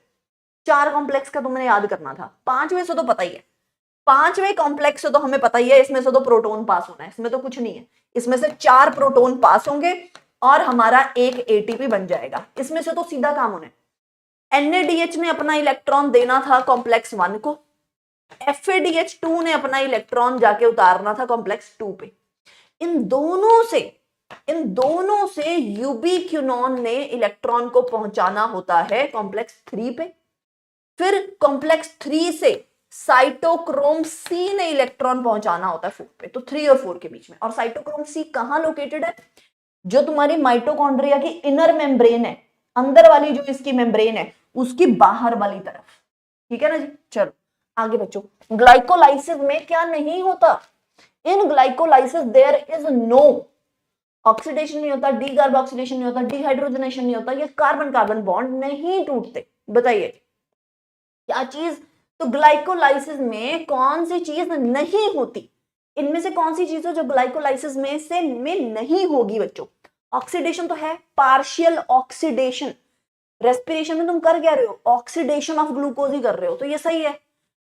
डिहाइड्रोजनेशन मतलब NADH या FADH बनाना, तो हम बनाते हैं, कार्बन कार्बन बॉन्ड भी तोड़ते हैं, तभी तो पाइरुवेट बनेगा। अच्छा तुम 6 कार्बन थे हैं, बीच में से कार्बन कार्बन बॉन्ड तोड़ा नहीं तुमने, 3 कार्बन एक तरफ और 3 कार्बन एक तरफ, 3 कार्बन वाला पाइरुवेट एक तरफ, 3 कार्बन, जब अभी तो स्प्लिटिंग करवाया है, स्प्लिटिंग भी बता दिया कौन से वाले स्टेप पे हुआ है, ये भी बताया था तुम्हें कौन से वाले स्टेप पे स्प्लिटिंग हुआ था, फ्रक्टोज वाले स्टेप में स्प्लिट हो गया था। 6 कार्बन वाली चीज 3 कार्बन धप पागल में टूटी थी। आंसर है डी कार्बोक्सिलेशन। एक भी CO2 नहीं रिलीज होता, पहला CO2 जाके माइटोकॉन्ड्रिया की मैट्रिक्स में रिलीज हुआ था जब एसिटाइल को ये बना था, है ना। की थी ना हमने ये सारी चीजें। अब अपने दिल पे हाथ रख के बताओ, अगर जेन्युइनली आप लोग सेशन को सीरियसली लेते, लिए तो है नहीं आपने, है ना, आपने तो मजे किए हैं, अगर आप जेन्युइनली उसको सीरियसली लेते हो तो ये हो जाती ना चीजें बच्चों, फिर ये चीजें हो जाती ना, फिर इतनी मुश्किल तो नहीं थी, इतनी मुश्किल तो नहीं थी, क्वेश्चन आपके सारे सॉल्व होते। लेकिन आप रिवाइज नहीं कर रहे हो, रिवाइज आप बिल्कुल नहीं कर रहे हो, फिर तो कोई फायदा ही नहीं है। जितना भी जोर लगाया जा रहा है ना इस तरफ कि हाँ इन्हें याद हो जाए, फिर तो सीधा एनसीईआरटी की किताब लेकर आए, वहां पे मार्क करा दें। कोई मतलब ही नहीं है कि मैं आपको माइंड मैप्स वाली सीरीज में भी बहुत जगह पे, और वो टीचर गलत नहीं कर रहे हैं, सबका अपना तरीका पढ़ाने का, लेकिन जो मेरी एफर्ट लग रही है ना तुम लोगों की तरफ कि यार इन्हें याद हो जाए चीजें, वो चीज आप लोग बिल्कुल वेस्ट कर रहे हैं, वो चीज बहुत वेस्ट कर रहे हैं आप लोग। रिवाइज ही नहीं करके आते हो, बिल्कुल ऐसे आ जाते हो कि कोई बात नहीं मैम, बिल्कुल ही, है ना नकुल, क्या चल रहा है।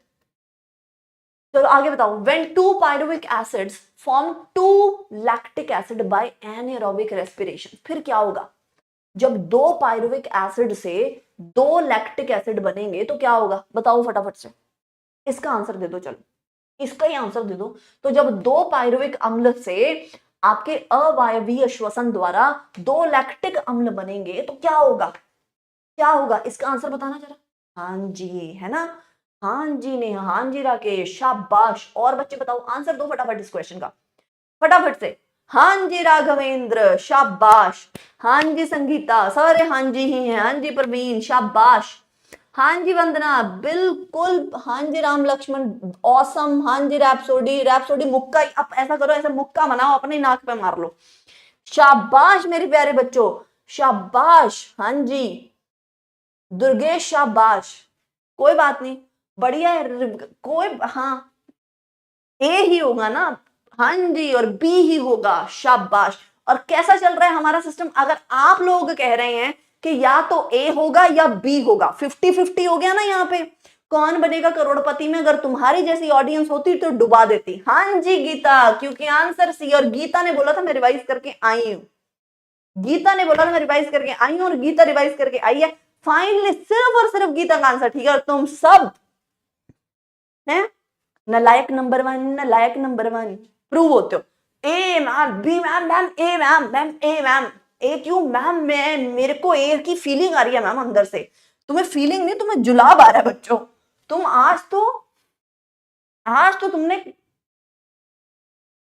HUG दिया इस सेशन पे, आज तो आपने क्या, और ये वाला, हाँ, ये वाला HUG नहीं है, ये दूसरा ही वाला HUG है जो आपने किया है ना आज, मजे ही आ गए। मतलब आज मेरे को 2 कप एक्स्ट्रा कॉफी पीनी पड़ जाएगी इस आपका दुख भुलाने के लिए। तो आओ इधर, जब मेरे को बात बता, जब पायरुवेट से लैक्टिक एसिड बना था, है ना, चलो पहले तुम एक ही पायरुवेट की बात कर लो, तो हमने ये बात की थी कि जब पायरुवेट से लैक्टिक एसिड बनता है तो इस वाले स्टेप में हमारा NADH कंज्यूम हो जाता है, किया था, क्योंकि 2 पायरुवेट हैं तो 2 NADH हैं, तो मतलब 2 लैक्टिक एसिड है, यहाँ पे 2 NADH कंज्यूम होंगे। ये भी हमारी बकायदा बात हुई है कि ग्लाइकोलाइसिस में 2 ही NADH बनते हैं, वो दोनों ही NADH, 2 NADH, 2 पायरुवेट, 2 ATP, सारी चीजें 2-2-2 बन रही थी। ग्लाइकोलाइसिस में 2 पायरुवेट बन रहे थे, 2 ATP बन रहे थे, और 2 NADH बन रहे थे। ये वाले जो NADH हैं ये तो दोनों यहाँ पे कंज्यूम हो जाते हैं, तो 2 NADH कंज्यूम हुए, कितने ATP बनते हैं, वो 6 ATP होते हैं ना, बताओ यार, हैं बच्चों, कुछ भी यार, तुम तो कुछ भी करे जा रहे हो। हाँ जी, ये बताओ कब होगा ये चैप्टर कवर, है कब होगा बच्चों ये चैप्टर कवर, क्या हम उम्मीद लगा सकते हैं कि तुम वो ये सेशन रिवाइज कर लोगे इसके बाद, क्या मैं ये चीज की उम्मीद लगा सकती हूँ थोड़ी बहुत। अगला क्वेश्चन देखो, विच of the following is not an intermediate of Krebs cycle, कौन सी चीजें जो क्रेब्स साइकिल में नहीं बनती, कौन सा क्रेब्स चक्र का मध्यवर्ती नहीं है, बताओ कौन सी चीजें नहीं बनती, कौन सी चीजें क्रेब्स साइकिल में नहीं बनती है। फाइनली भगवान, शुक्र है, शुक्र है, एफ। हाँ जी हेमंत, आंसर तो एफ ही होना है, बट ठीक है। हाँ जी पागल, क्योंकि ये पगलैट वाला काम ग्लाइकोलाइसिस में कर चुके हैं हम, है ना, पगलैट वाला काम हम ग्लाइकोलाइसिस में कर चुके हैं, धप पागल बना था उसमें। चलो first preferred respiratory substrate, preference कहां पे जाती, पहला पसंदीदा श्वसन सबस्ट्रेट क्या है, बताओ जी। पसंदीदा श्वसन सबस्ट्रेट कौन सा है कि अगर ये मिलेगा तो पहले इसी को ऑक्सीडाइज करेगा तुम्हारा शरीर, ये बताओ जी। हाँ जी बच्चों, पसंदीदा बताओ कौन से वाला है आंसर। सबसे पहले वही कार्बोहाइड्रेट्स, मतलब ग्लूकोज। सबसे पहले अगर तुम्हारी बॉडी को कार्ब्स मिल रहे हैं वो कार्ब्स ही खाएगी, ग्लूकोज, ग्लूकोज, है ना जी। चलो शुक्र है, हाँ। चलो अब ये सवाल ही थोड़े ऐसे तुम सही आंसर दे रहे हो। ये क्वेश्चन मैंने तुम्हें क्लास में कराया भी था, ये तो क्वेश्चन एम्स का क्वेश्चन है और एम्स का ये क्वेश्चन क्लास में हुआ है बकायदा। ग्लाइकोलाइसिस रिक्वायर्स, ग्लाइकोलाइसिस के लिए आवश्यक है, बताओ कौन कौन सी चीज आवश्यक है ग्लाइकोलाइसिस के लिए। चलो जी 34 का आंसर दीजिए, ग्लाइकोलाइसिस के लिए आवश्यक है। हाँ ये लो बेटा, हाँ जी हृदय, ये लो हट गए आंसर दीजिए।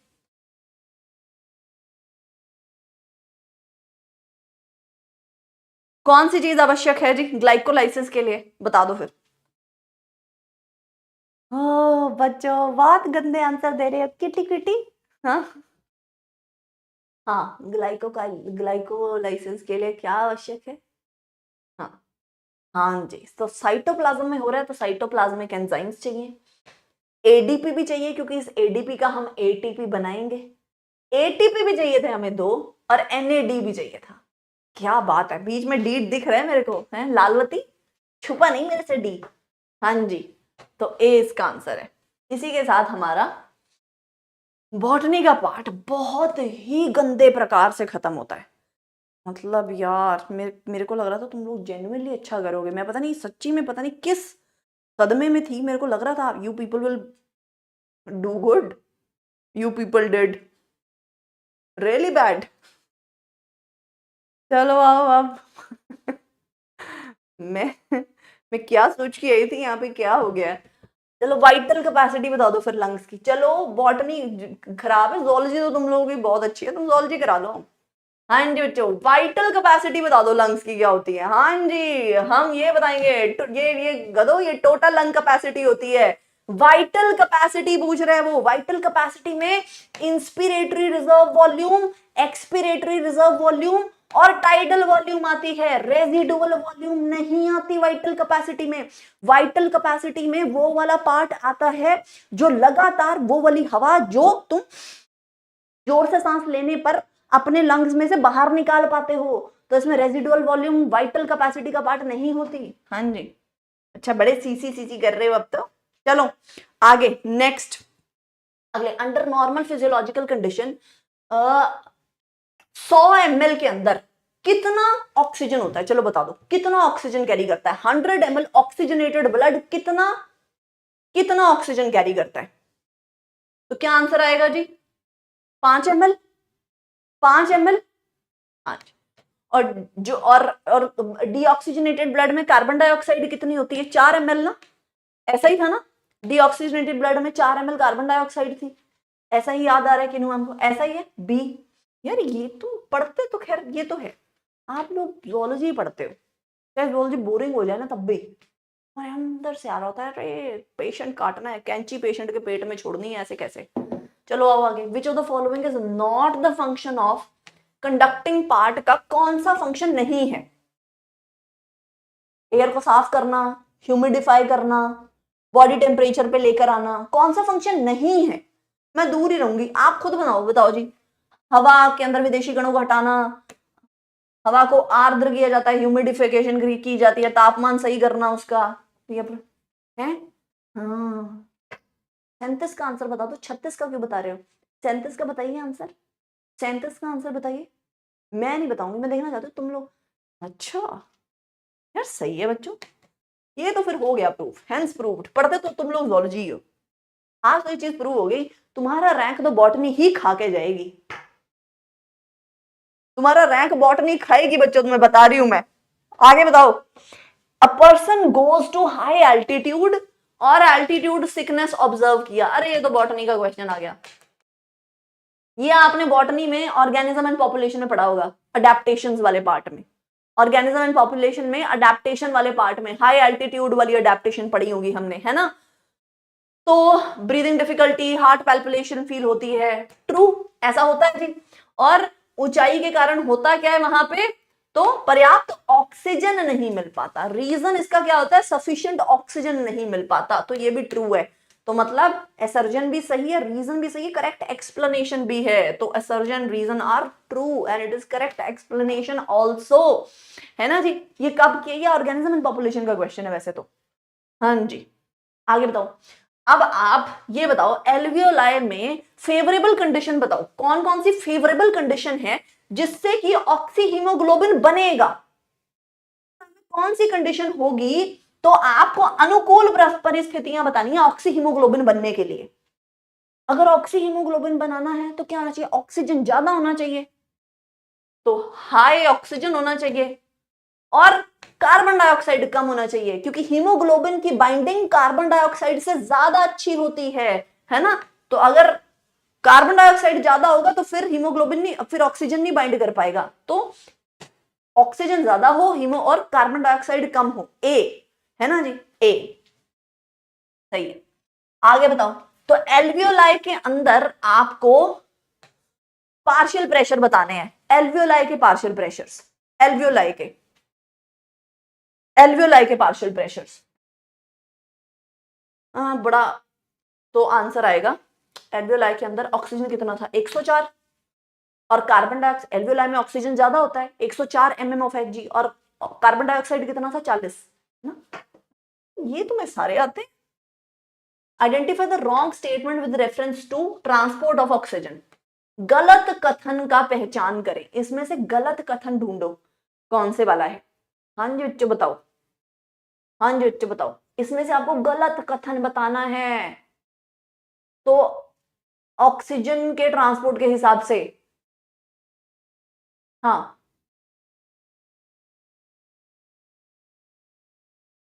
डी, डी नहीं गलत। अगर हायर H पॉजिटिव कॉन्सेंट्रेशन है, अगर हायर एसिडिटी है, हायर H पॉजिटिव कब होगा, एसिडिटी ज्यादा कब होगी, जब कार्बन डाइऑक्साइड की कॉन्सेंट्रेशन ज्यादा होती है, क्योंकि वो कार्बोनिक एसिड में कन्वर्ट होता है, कार्बन डाइऑक्साइड H2CO3 बनाता है, H2CO3 टूट जाता है H पॉजिटिव और HCO3 नेगेटिव में, तो H पॉजिटिव ज्यादा बढ़ जाते हैं ना, कार्बन डाइऑक्साइड होगा तो एसिडिटी होगी। तो अगर एसिडिटी है मतलब CO2 ज्यादा, CO2 ज्यादा है, तो वो फेवर नहीं करेगा ऑक्सी हीमोग्लोबिन का बनना। अगर CO2 ज्यादा तो वो फेवर नहीं करेगा। इसका आंसर डी होना चाहिए। हाँ जी, मेरे हिसाब से तो इसका आंसर शुड बी डी, है ना। चलो आगे बताओ। Due to increasing airborne allergens and pollutants, बहुत सारे एलर्जी की बात कर रहे हैं, एस्थमा की बात कर रहे हैं, जो आपके गिनू हमको चौथे दिन दिक्कत हुई रहती है। ये बताओ, एस्थमा में ही आता है ना वीजिंग साउंड, तो एस्थमा इसमें से कौन सा है, बताओ जी। तो घरघराहट पैदा करने वाली जो आवाज है, बताओ वो कौन सी, एस्थमा की कंडीशन इसमें से कौन सी है, कब होता है आपका एस्थमा, क्लियर है। हाँ जी, सूजन, inflammation of bronchi and bronchioles, inflammation of bronchi and bronchioles, ये है एस्थमा। तभी वो कॉन्ट्रैक्ट हो जाते हैं, तो जब हवा उसमें से बाहर निकलने की कोशिश करती है तो आवाज आती है, फिर हवा के बाहर निकलने की वीजिंग साउंड आता है एक्सपीरेशन पे।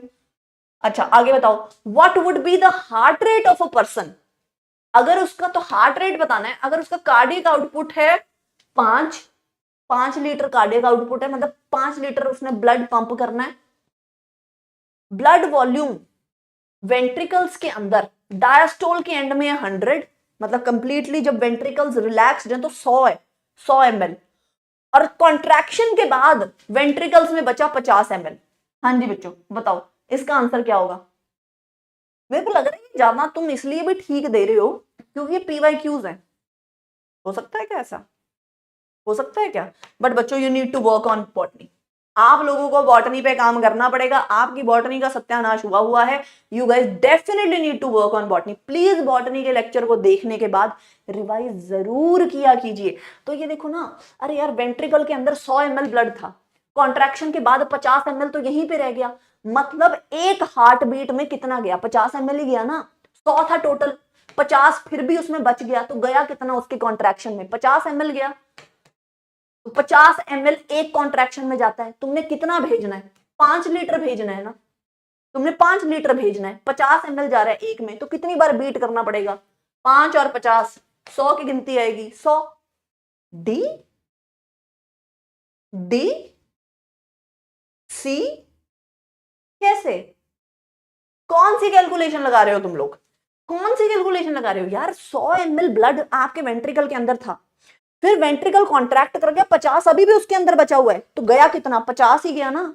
तो 50 ml एक कॉन्ट्रैक्शन में जा रहा है, टोटल तुमने भेजना है 5 लीटर। तो कितनी बार बीट करना पड़ेगा? 100 बार बीट करना पड़ेगा यार। क्या बात कर रहे हो तुम लोग? हाँ जी, क्या बात कर रहे हो बच्चों? आगे बताओ।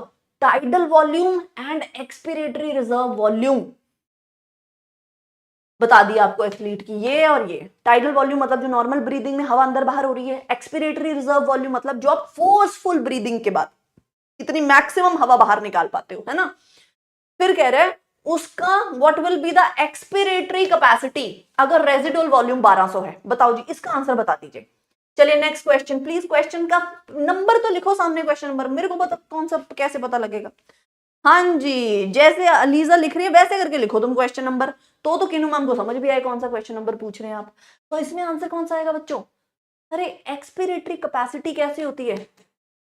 जिसमें टाइडल वॉल्यूम होता है साथ में एक्सपिरेटरी रिजर्व वॉल्यूम होता है, इसमें रेजिडुअल वॉल्यूम आती ही नहीं।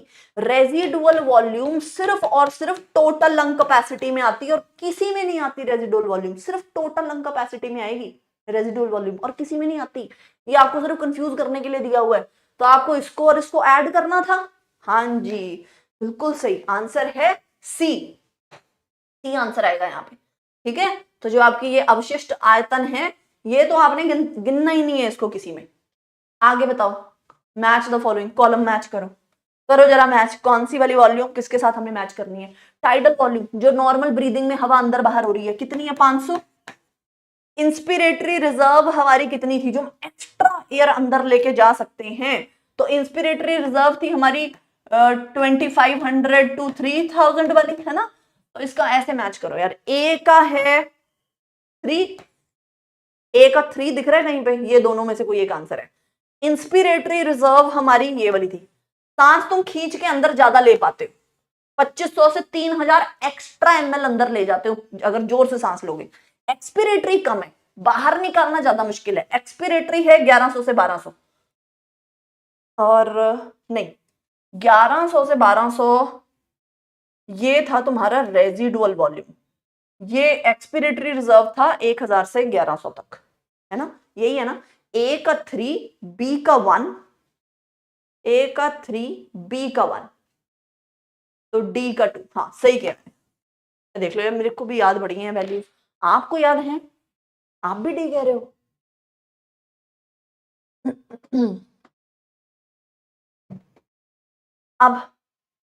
अब चुपचाप, हाँ जी, अब चुपचाप मेरे साथ प्रॉमिस करो कि आप लोग देखो बच्चों, अगर आप जोलॉजी ठीक कर रहे हो और आप बॉटनी ही ठीक नहीं कर रहे, तो आपको थोड़ा सा समझ नहीं जाना चाहिए कि कौन आपका रैंक खा जाएगा।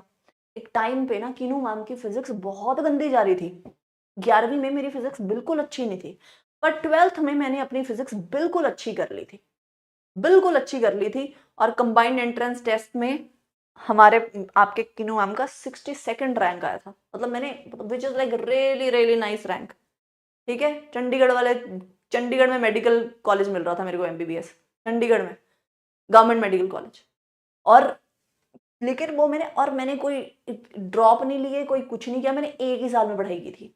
12वीं में मैंने सारा कुछ किया था अपना, और फिजिक्स के सहारे मेरा रैंक आया, क्योंकि वो जो सब्जेक्ट मेरा 11वीं में सबसे गंदा था ना, मैंने 12वीं में सबसे अच्छा उसी को किया था।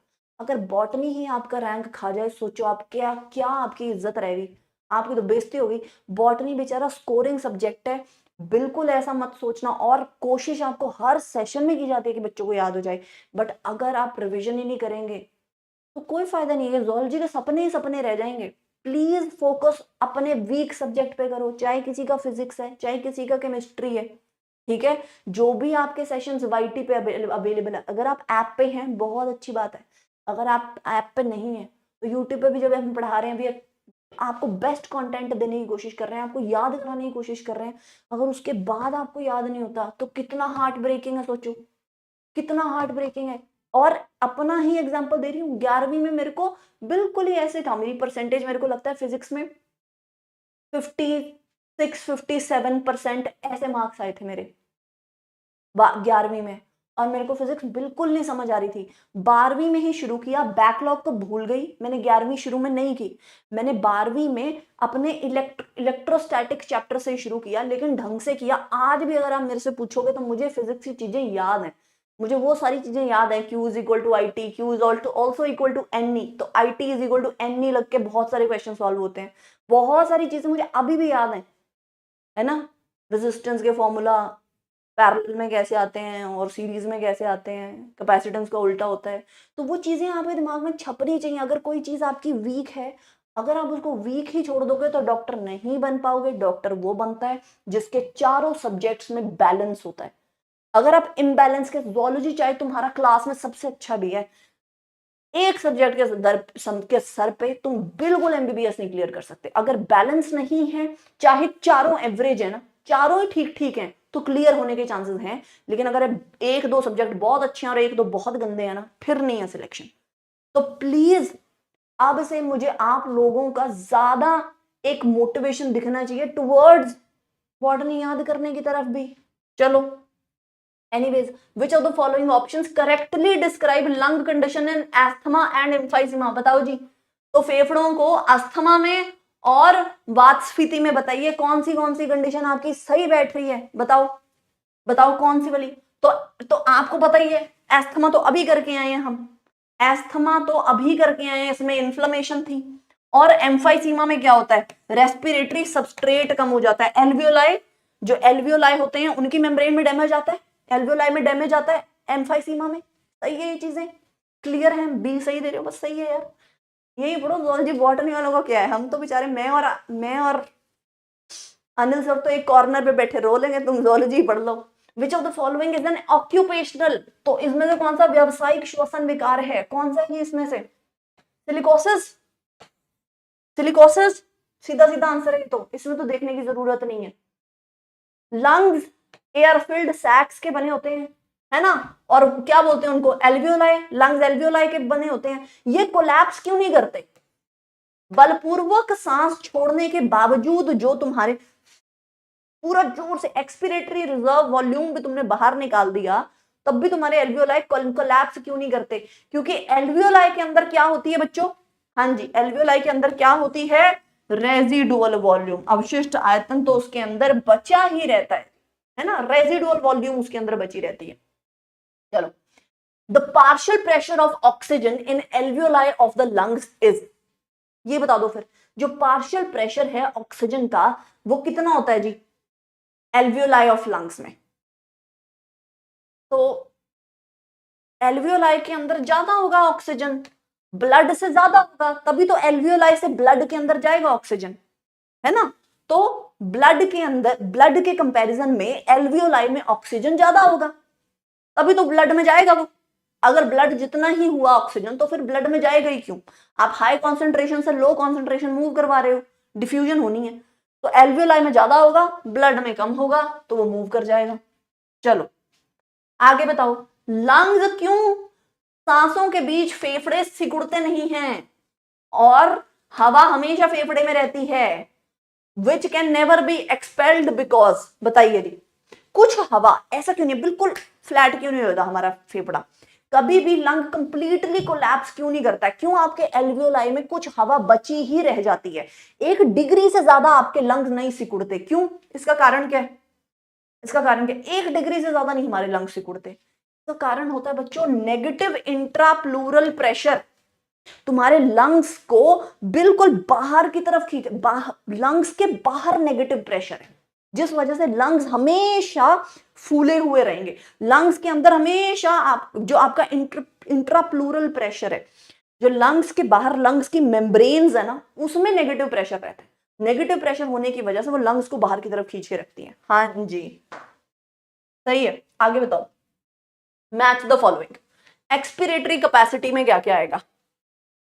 ए का है 2, टाइडल वॉल्यूम और एक्सपिरेटरी रिजर्व वॉल्यूम आएगा इधर। फंक्शनल रेसिडुअल कैपेसिटी, इसमें क्या क्या आता है? एक्सपिरेटरी रिजर्व वॉल्यूम और रेसिडुअल वॉल्यूम, है ना। हाँ, तो बी का है 4, ए का 2 बी का 4, देखो हो रहा है आंसर सॉल्व। ए का 2 ये है, छुप गया बच्चों ये, इसका आंसर सी था और सी यहाँ पे पीछे छुप गया। इसका ऑप्शन आंसर ना सी है, हाँ बिल्कुल इसका आंसर सी है और सी छुप गया पीछे। सी होना चाहिए इसका आंसर और सी छुप गया पीछे, जैसे यू नो चांद छुपा बादल में, वैसे ही। Which of the following factors are favorable for the formation of oxyhemoglobin in alveoli? Alveoli में कौन से फैक्टर्स हैं? तो बताओ, ऑक्सी हीमोग्लोबिन बनवाना है तुमने, तो बताओ कौन से अनुकूल हैं? भाई अगर ऑक्सीजन ज्यादा होगा, ऑक्सीजन ज्यादा होगा और कार्बन डाइऑक्साइड कम होना चाहिए, ऑक्सीजन ज्यादा होना चाहिए, कार्बन डाइऑक्साइड कम होना मतलब प्रोटॉन कम होना। डी, कार्बन डाइऑक्साइड कम होना मतलब अरे अगर हाई होगा कार्बन डाइऑक्साइड तो कार्बन डाइऑक्साइड बाइंड कर जाएगा, कार्बामिनोग्लोबिन बन जाएगा। हीमोग्लोबिन कार्बन डाइऑक्साइड के साथ जल्दी रिएक्ट करता है तो वो तो कार्बामिनोग्लोबिन बन जाएगा। हीमोग्लोबिन कार्बन डाइऑक्साइड के साथ तो हाई नहीं होना चाहिए कार्बन डाइऑक्साइड, कार्बन डाइऑक्साइड लो होना चाहिए।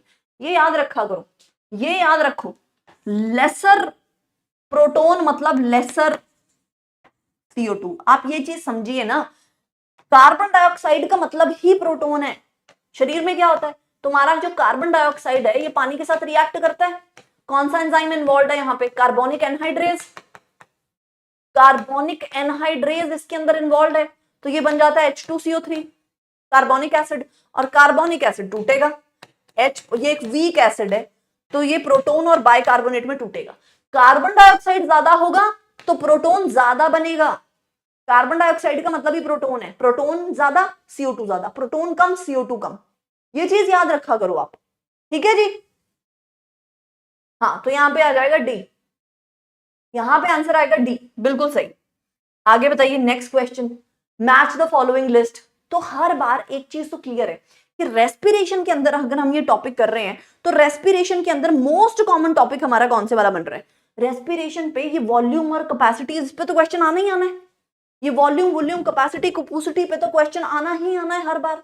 तो देखो जी, अब ये रेजिडुअल वॉल्यूम क्या बला है? रेजिडुअल वॉल्यूम क्या है? फटाफट से बताओ।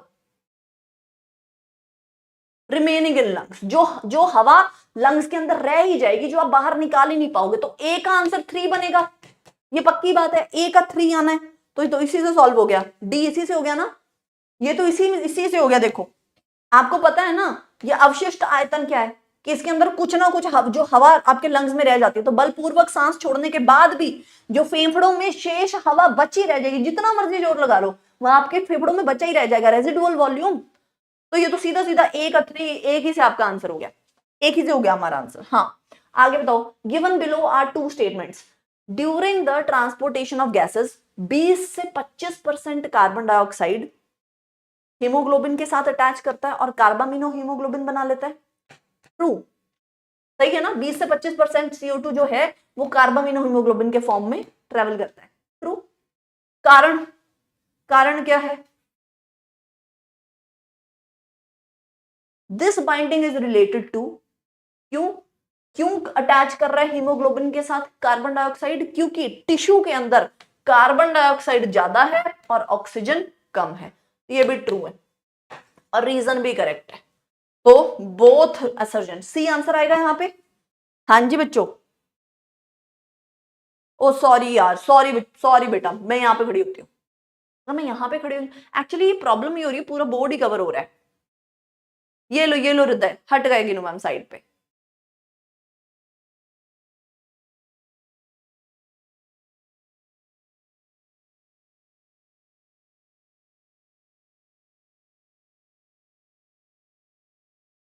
क्लियर है? चलो आगे नेक्स्ट वाला क्वेश्चन देखो, स्मॉलेस्ट एंड थिनेस्ट, ऐसा करेंगे जो बहुत लंबा क्वेश्चन होगा ना, जो बोर्ड घेर लेगा, मैंने क्वेश्चन ही उड़ा देना है आप, ठीक है। आओ, smallest and thinnest tube in lungs, तो जो सबसे छोटी है सबसे पतली, जैसे जैसे जैसे जैसे आप नीचे आते जाओगे ट्यूब, तो पहले ट्रेकिया है, ट्रेकिया टूटेगा ब्रोंकस में, ब्रोंकाई में, फिर ब्रोंकाई से प्राइमरी ब्रोंकाई से सेकेंडरी ब्रोंकाई बनेंगे, टर्शरी ब्रोंकाई बनेंगे, फिर इनिशियल ब्रोंक्यूल्स और फिर टर्मिनल ब्रोंक्यूल्स। तो एंड में क्या है आपके? Terminal bronchioles. तो लास्ट में आपके ब्रोंक्यूल आएंगे। सबसे छोटी सबसे पतली क्या होती है जी? ब्रोंकियोल होती है सबसे छोटी सबसे पतली। आगे बताओ, ये फिर से वही क्वेश्चन आ गया कि जब सामान्य शारीरिक स्थिति है तो 100 मिलीलीटर 100 मिलीलीटर कितना ऑक्सीजन कैरी करेगा, बताओ। 100 मिलीलीटर ऑक्सीजनेटेड जो तुम्हारा रक्त है, खून है, वो कितना ऑक्सीजन कैरी करता है? तो आंसर क्या आएगा? 5। ये याद रख लो यार, ये आपकी एनसीईआरटी की डायरेक्ट स्टेटमेंट्स है। 5 ml 5 ml ऑक्सीजन कैरी करता है आपका 100 ml ऑक्सीजनेटेड ब्लड जो है वो 5 ml ऑक्सीजन कैरी करता है ना। चलो आगे बताओ, विच of the following statement is correct? Tracheal rings, अरे वो तो सामने ही, आपको करेक्ट बताना है। तो ये करेक्ट है, जो ट्रेकिया की रिंग्स हैं तो श्वास नली के छल्ले हाइलिन उपास्थि के होते हैं, तो हाइलिन कार्टिलेज के बने होते हैं। ये ट्रू है, सही पूछा, ये ट्रू है मेरा। A is right, A correct answer क्या है इसका? वो पहली वाली स्टेटमेंट ही सही है। अब ये है कि उपरोक्त तो सभी तो नहीं है, सारी स्टेटमेंट तो नहीं ठीक। तो बताओ, निश्वसन तब होता है जब फेफड़ों में नकारात्मक दबाव होता है। एक्सपिरेशन, हवा बाहर कब जाएगी? जब फेफड़ों में नेगेटिव है। अगर फेफड़ों के अंदर नेगेटिव प्रेशर है भाई, नेगेटिव प्रेशर की तो फिर तरफ हवा भागेगी। एक्सपिरेशन, फेफड़ों में से हवा तब बाहर निकलेगी जब फेफड़ों के अंदर पॉजिटिव प्रेशर होगा। तो नेगेटिव नहीं या पॉजिटिव होना चाहिए था, तो ये स्टेटमेंट गलत होगी, मतलब सारे ठीक नहीं है। हमारा ए आंसर है ना, मतलब सारे ठीक नहीं हो सकते, हमारा ए आंसर है। हाँ जी बच्चों, 57 का ए ही रहेगा। आगे बताओ, 50, ये दे रीजन तो फिर से करेक्ट है। 100 ml 5 ml ऑक्सीजन कैरी करता है ना। मैं यार ये बड़ी लंबी सी स्टेटमेंट, मैं साइड पे हट रही हूँ, देखो। हाँ जी बच्चों बताइए, तो सिग्मोइड कर्व आता है हमारे पास ऐसे सैचुरेशन में, सिग्मोइड कर्व आता है, ये बात सच है, ट्रू। और 100 ml 5 ml ऑक्सीजन कैरी करता है, ये भी ट्रू है। दोनों ही सत्य है, ये भी बात सही है, ये बात भी सही है, कारण भी सही है और अभी कथन भी ठीक सही है, लेकिन एक्सप्लेन नहीं कर पा रहा। तो असर्शन रीजन दोनों सही है, लेकिन करेक्ट रीजन नहीं है। अच्छा, रीजन कैसे हो गया ये? हाँ जी बच्चों, रीजन कैसे हो गया ये?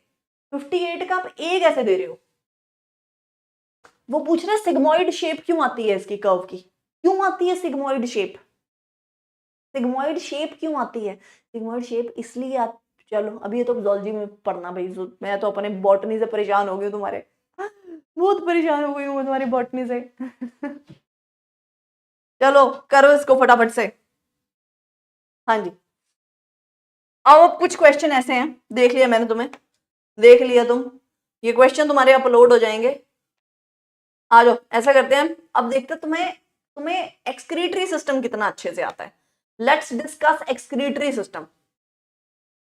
चलो बताओ, यहां से आ जाओ, एक्सक्रीशन पे चलते हैं, एक्सक्रीशन वाले चैप्टर पे चलते हैं। चलो एक्सक्रीशन वाला देखते हैं आपका चैप्टर। इन मैमल्स, आपको खुद भी पता लग गया ना आपका कैसा चल रहा है तैयारी। आपकी बॉटनी सबसे खराब चल रही है, बॉटनी में तो बिल्कुल ही नहीं पढ़ रहे हो तुम लोग। जूलॉजी में ब्रीदिंग वाला चैप्टर ठीक है आपका, अब एक्सक्रीशन वाले चैप्टर को चेक कर लेते हैं। In mammals which blood vessel would normally carry the largest amount of urea? सबसे ज्यादा यूरिया किसमें होगा? अच्छा ये बताओ, चलो अब इसका क्वेश्चन नंबर मेंशन करो। तो कौन सी रक्त वाहिका में सबसे अधिक मात्रा में यूरिया होगा? यूरिया कहां पे बनता है, कहां पे बनेगा यूरिया? यूरिया साइकिल कहां पे चलती है आपकी? यूरिया साइकिल कहां पे चलती है बच्चों? हाँ जी, यूरिया साइकिल कहां पे चलती है? लिवर में, लिवर में यूरिया बनता है। तो जो लिवर से वेन निकलेगी यानी कि हिपैटिक वेन, अरे हिपैटिक वेन, ऐसा थोड़ी कि एक्सक्रीशन का चैप्टर कर रहे हैं कि मैम एक्सक्रीशन का चैप्टर कर रहे हैं तो वही होगा आंसर, किडनी होगा भाई, नहीं, हिपैटिक वेन, यूरिया आपके लिवर में बनता है, तो जो लिवर से वेन निकलेगी उसमें सबसे ज्यादा यूरिया होता है। आगे बताओ, ह्यूमन यूरिन एसिडिक क्यों है? रीजन क्या है? एसिडिक नेचर क्यों है ह्यूमन यूरिन का? तो बताओ, मानव मूत्र आमतौर पर अम्लीय होता है, क्योंकि क्यों बताओ जी, अम्लीय क्यों होता है? हाँ जी बताओ, सृष्टि देखो ही मतलब इन लोगों को, तो अपने आंसर दो फिर, बताओ जी। हाँ जी बेटा, क्यों होता है एसिडिक? कोई भी चीज एसिडिक कब होगी? जब उसके अंदर प्रोटोन ज्यादा जा रहे हैं, प्रोटोन की वजह से hydrogen ions are actively secreted. आप जब अपना अपना, और आप बफर सिस्टम देखते हो, मतलब जब तुमने अपने शरीर के अंदर एसिड बेस बैलेंस मेंटेन करना है, तुम्हें लग रहा है शरीर में एसिडिटी ज्यादा हो रही है, प्रोटोन तो बनेंगे ही, अगर तुम कार्बन डाइऑक्साइड तुम्हारे शरीर में है तो कार्बन डाइऑक्साइड से प्रोटोन तो बनते ही रहेंगे, तो उसको लगातार निकालना भी तो पड़ेगा बाहर। आगे, रिमूवल ऑफ पीसीटी। अगर आप पीसीटी हटा दो तो नेफ्रॉन में से अगर तुम पीसीटी को हटाओ तो क्या परिणाम होगा, बताओ जी। पीसीटी को हटाने से क्या परिणाम होगा भाई? पीसीटी ने करना क्या है? Maximum absorption, maximum absorption. जो आपकी एब्जॉर्प्शन है, जो आपकी रीएब्जॉर्प्शन है, चीजें वापस, चाहे सॉल्ट चाहे पानी, मैक्सिमम रीएब्जॉर्प्शन न्यूट्रिएंट्स का भी कहां पे होना है? पीसीटी में। तो अगर पीसीटी नहीं होगा, एब्जॉर्प्शन नहीं होगी, तो तुम्हारा पतला मूत्र, यानी कि मोर डाइल्यूटेड यूरिन होना चाहिए। मतलब एक्सक्रीशन के तुम्हारे कॉन्सेप्ट क्लियर नहीं है। डाइल्यूटेड, अगर पीसीटी हटा दिया, अगर पीसीटी हटा दिया तो चीजें एब्जॉर्ब नहीं होंगी, सारी सुसुम बाहर आएंगी।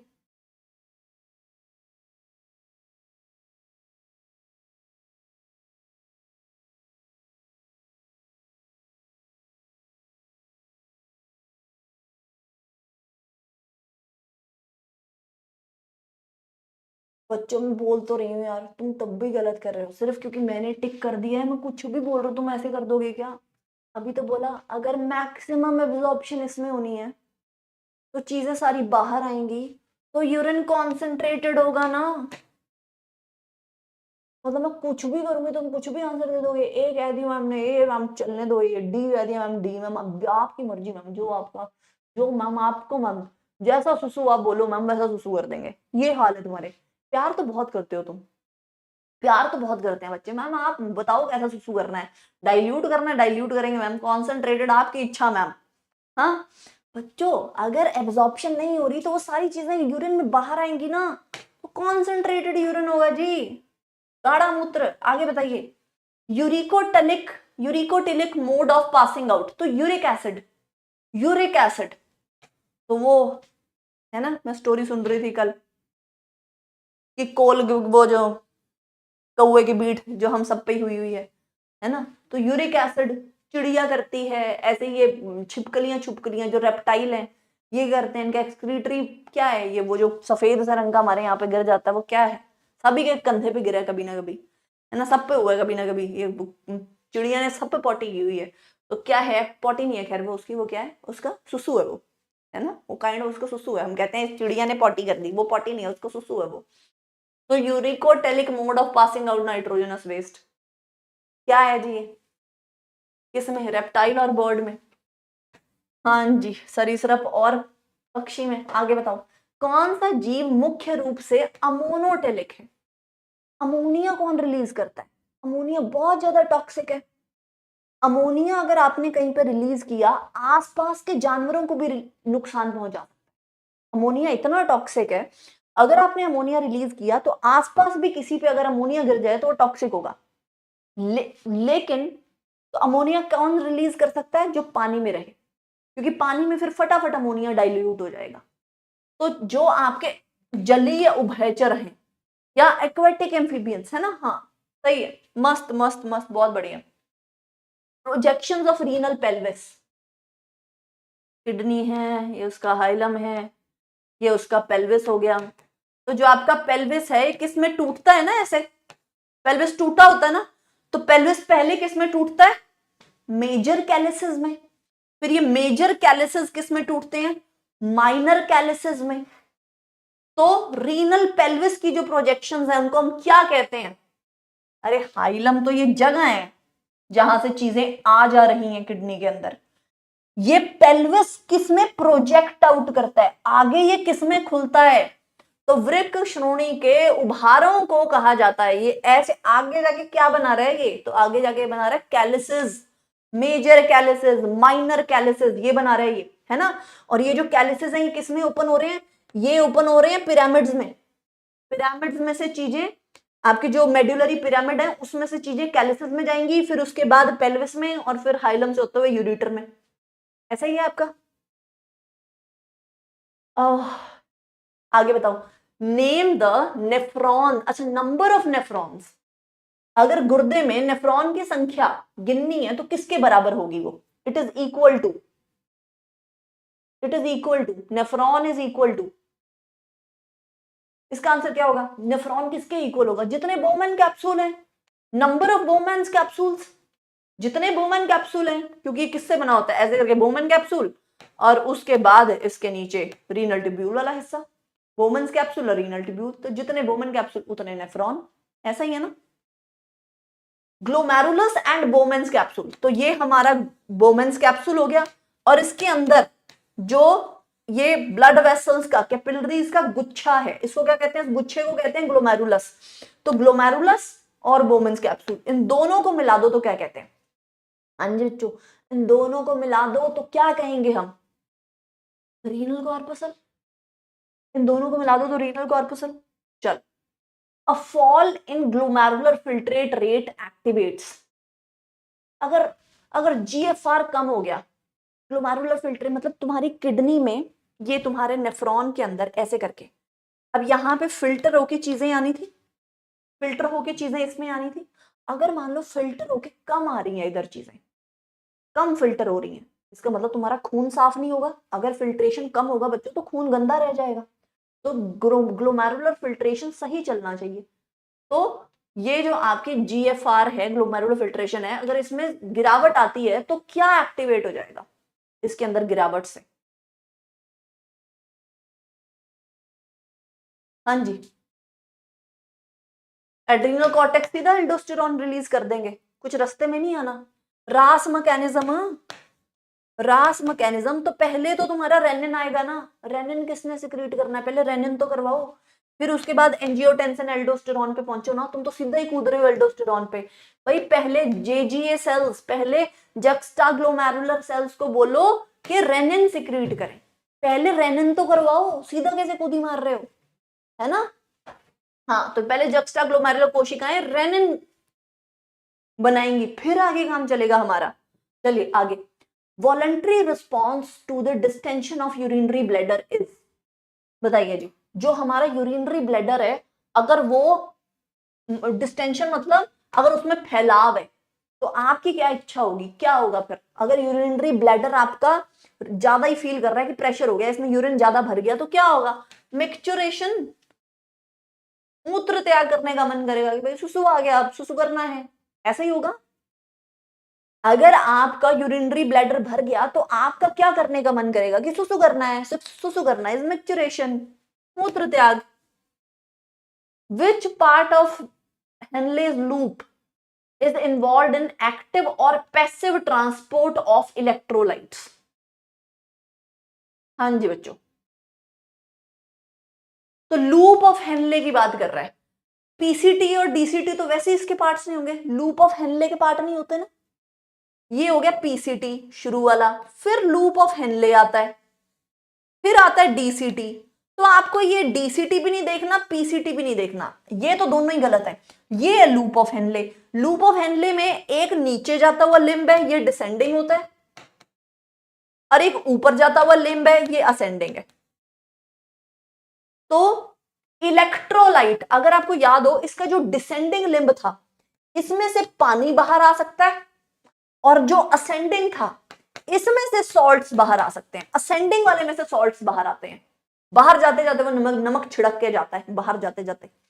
हाँ जी, तो असेंडिंग लिम्ब है ना, असेंडिंग लिम्ब। हाँ जी, which of the following accessory excretory structures, तो कौन से वाले? ये यूरिया, लैक्टिक एसिड, सॉल्ट, ये किस में से बाहर आता है? यूरिया। ये यूरिया की वजह से पसीने में से बदबू भी आती है, पसीने में से, स्वेट में से, पसीना ग्रंथि, इसी में से lactic acid, urea, NaCl, salt भी बाहर आता है पसीने में से। कभी पसीने में से स्मेल भी आती है यूरिया की वजह से, है ना? आगे बताइए, पोडोसाइट्स आर फाउंड, पोडोसाइट कहां पे मिलते हैं? तो ऐसे करके जो तुम ये ग्लोमेरुलस, ये बोमेंस कैप्सूल बनाते हो, बोमेंस कैप्सूल के यहाँ पे सेल्स होते हैं, ये उसकी ये वाली वॉल पे यहाँ पे सेल्स होते हैं, इनको क्या बोलते हैं? पोडोसाइट। पोडोसाइट क्यों? ऐसा लगता है जैसे इन्होंने ना ऐसे करके पैर निकाले हुए हैं बाहर को, इन सेल्स को देख के ऐसा लगता है, ऐसे ये सेल है मान लो, ऐसा लगता है इसने बाहर की तरफ पैर निकाले हुए हैं, तो पोडोसाइट कहते हैं। तो कहां पे मिलेगा? Inner wall of Bowman's capsule में, inner wall of Bowman's capsule में, बोमन्स कैप्सूल के अंदर वाली वॉल पे होता है ये पोडोसाइट, है ना? हाँ जी, भीतरी दीवार पे। एसर्शन रीजन बताइए, ये लो साइड पे हट रही हूं। एसर्शन रीजन बताइए। जो पीसीटी है इसमें 70 to 80% इलेक्ट्रोलाइट्स और पानी एब्जॉर्ब हो जाते हैं, ट्रू? सही है, 70 to 80% यही एब्जॉर्ब करता है, पानी भी और इलेक्ट्रोलाइट भी। रीजन देखो, कह रहा है PCT is lined by cuboidal brush bordered epithelium, true? True. और ये ब्रश बॉर्डर्ड एपिथेलियम, ये जो विलाय बने होते, माइक्रो विलाय बने होते हैं सरफेस पे, ये एब्जॉर्प्शन के लिए अच्छे हैं, तभी ये एब्जॉर्प्शन कर पाती है क्योंकि इसके सरफेस पे माइक्रोविलाई है, ब्रश बॉर्डर्ड है इसकी एपिथेलियम। तो रीजन भी करेक्ट है, तो असर्जन भी सही है और करेक्ट एक्सप्लेनेशन भी। आंसर ए आएगा, आंसर ए आएगा। आगे देखो, which is the ultimate method for correction of acute renal failure. अगर आपका तीव्र गुर्दे की विफलता है, विफलता मतलब खत्म हो गया, फेलियर, गुर्दा खत्म, अगर एकदम से आपका गुर्दा खत्म हो जाता है तो आपके पास क्या इलाज बचेगा? बताओ जी। डायलिसिस करोगे पेशेंट की? भाई फिर कुछ नहीं बचा, फिर तो किडनी का प्रत्यारोपण, बस जाओ फिर नई किडनी लगाओ उसको। एक्यूट रीनल फेलियर, किडनी एकदम से खत्म उसकी, ठीक है जी, किडनी एकदम से खत्म उसकी, फिर क्या होगा?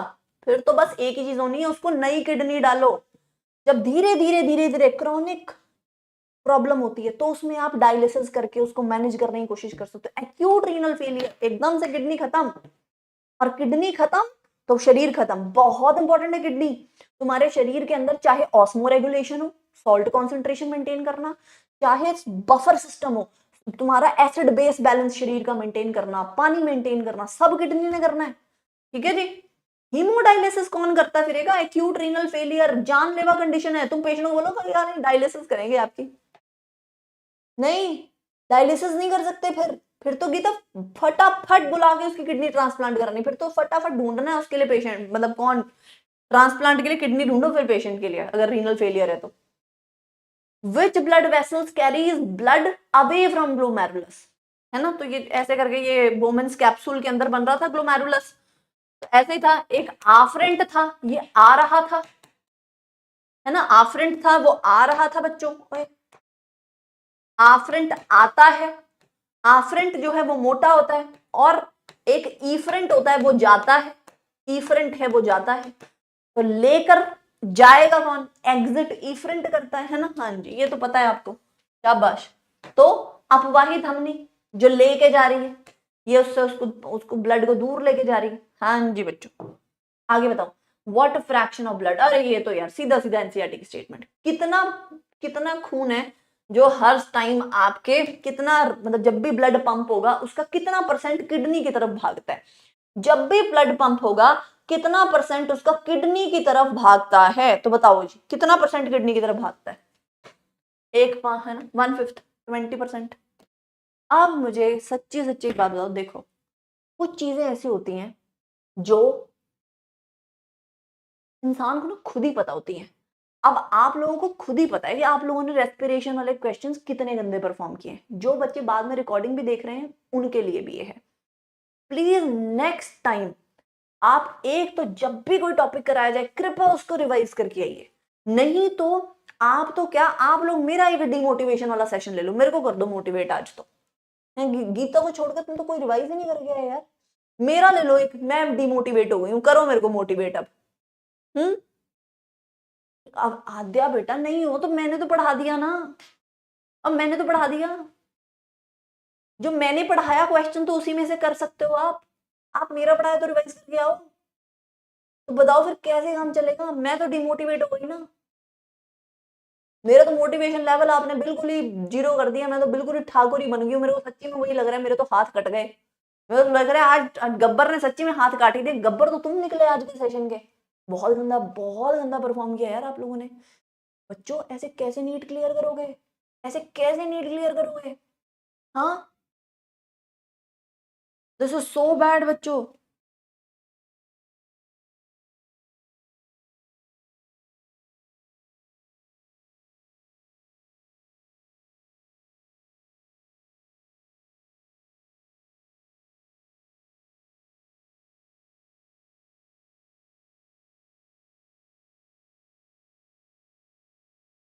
चलो कृपया अब मैं उम्मीद कर रही हूँ कि आप रेस्पिरेशन के चैप्टर को अब रिवाइज कर लेंगे।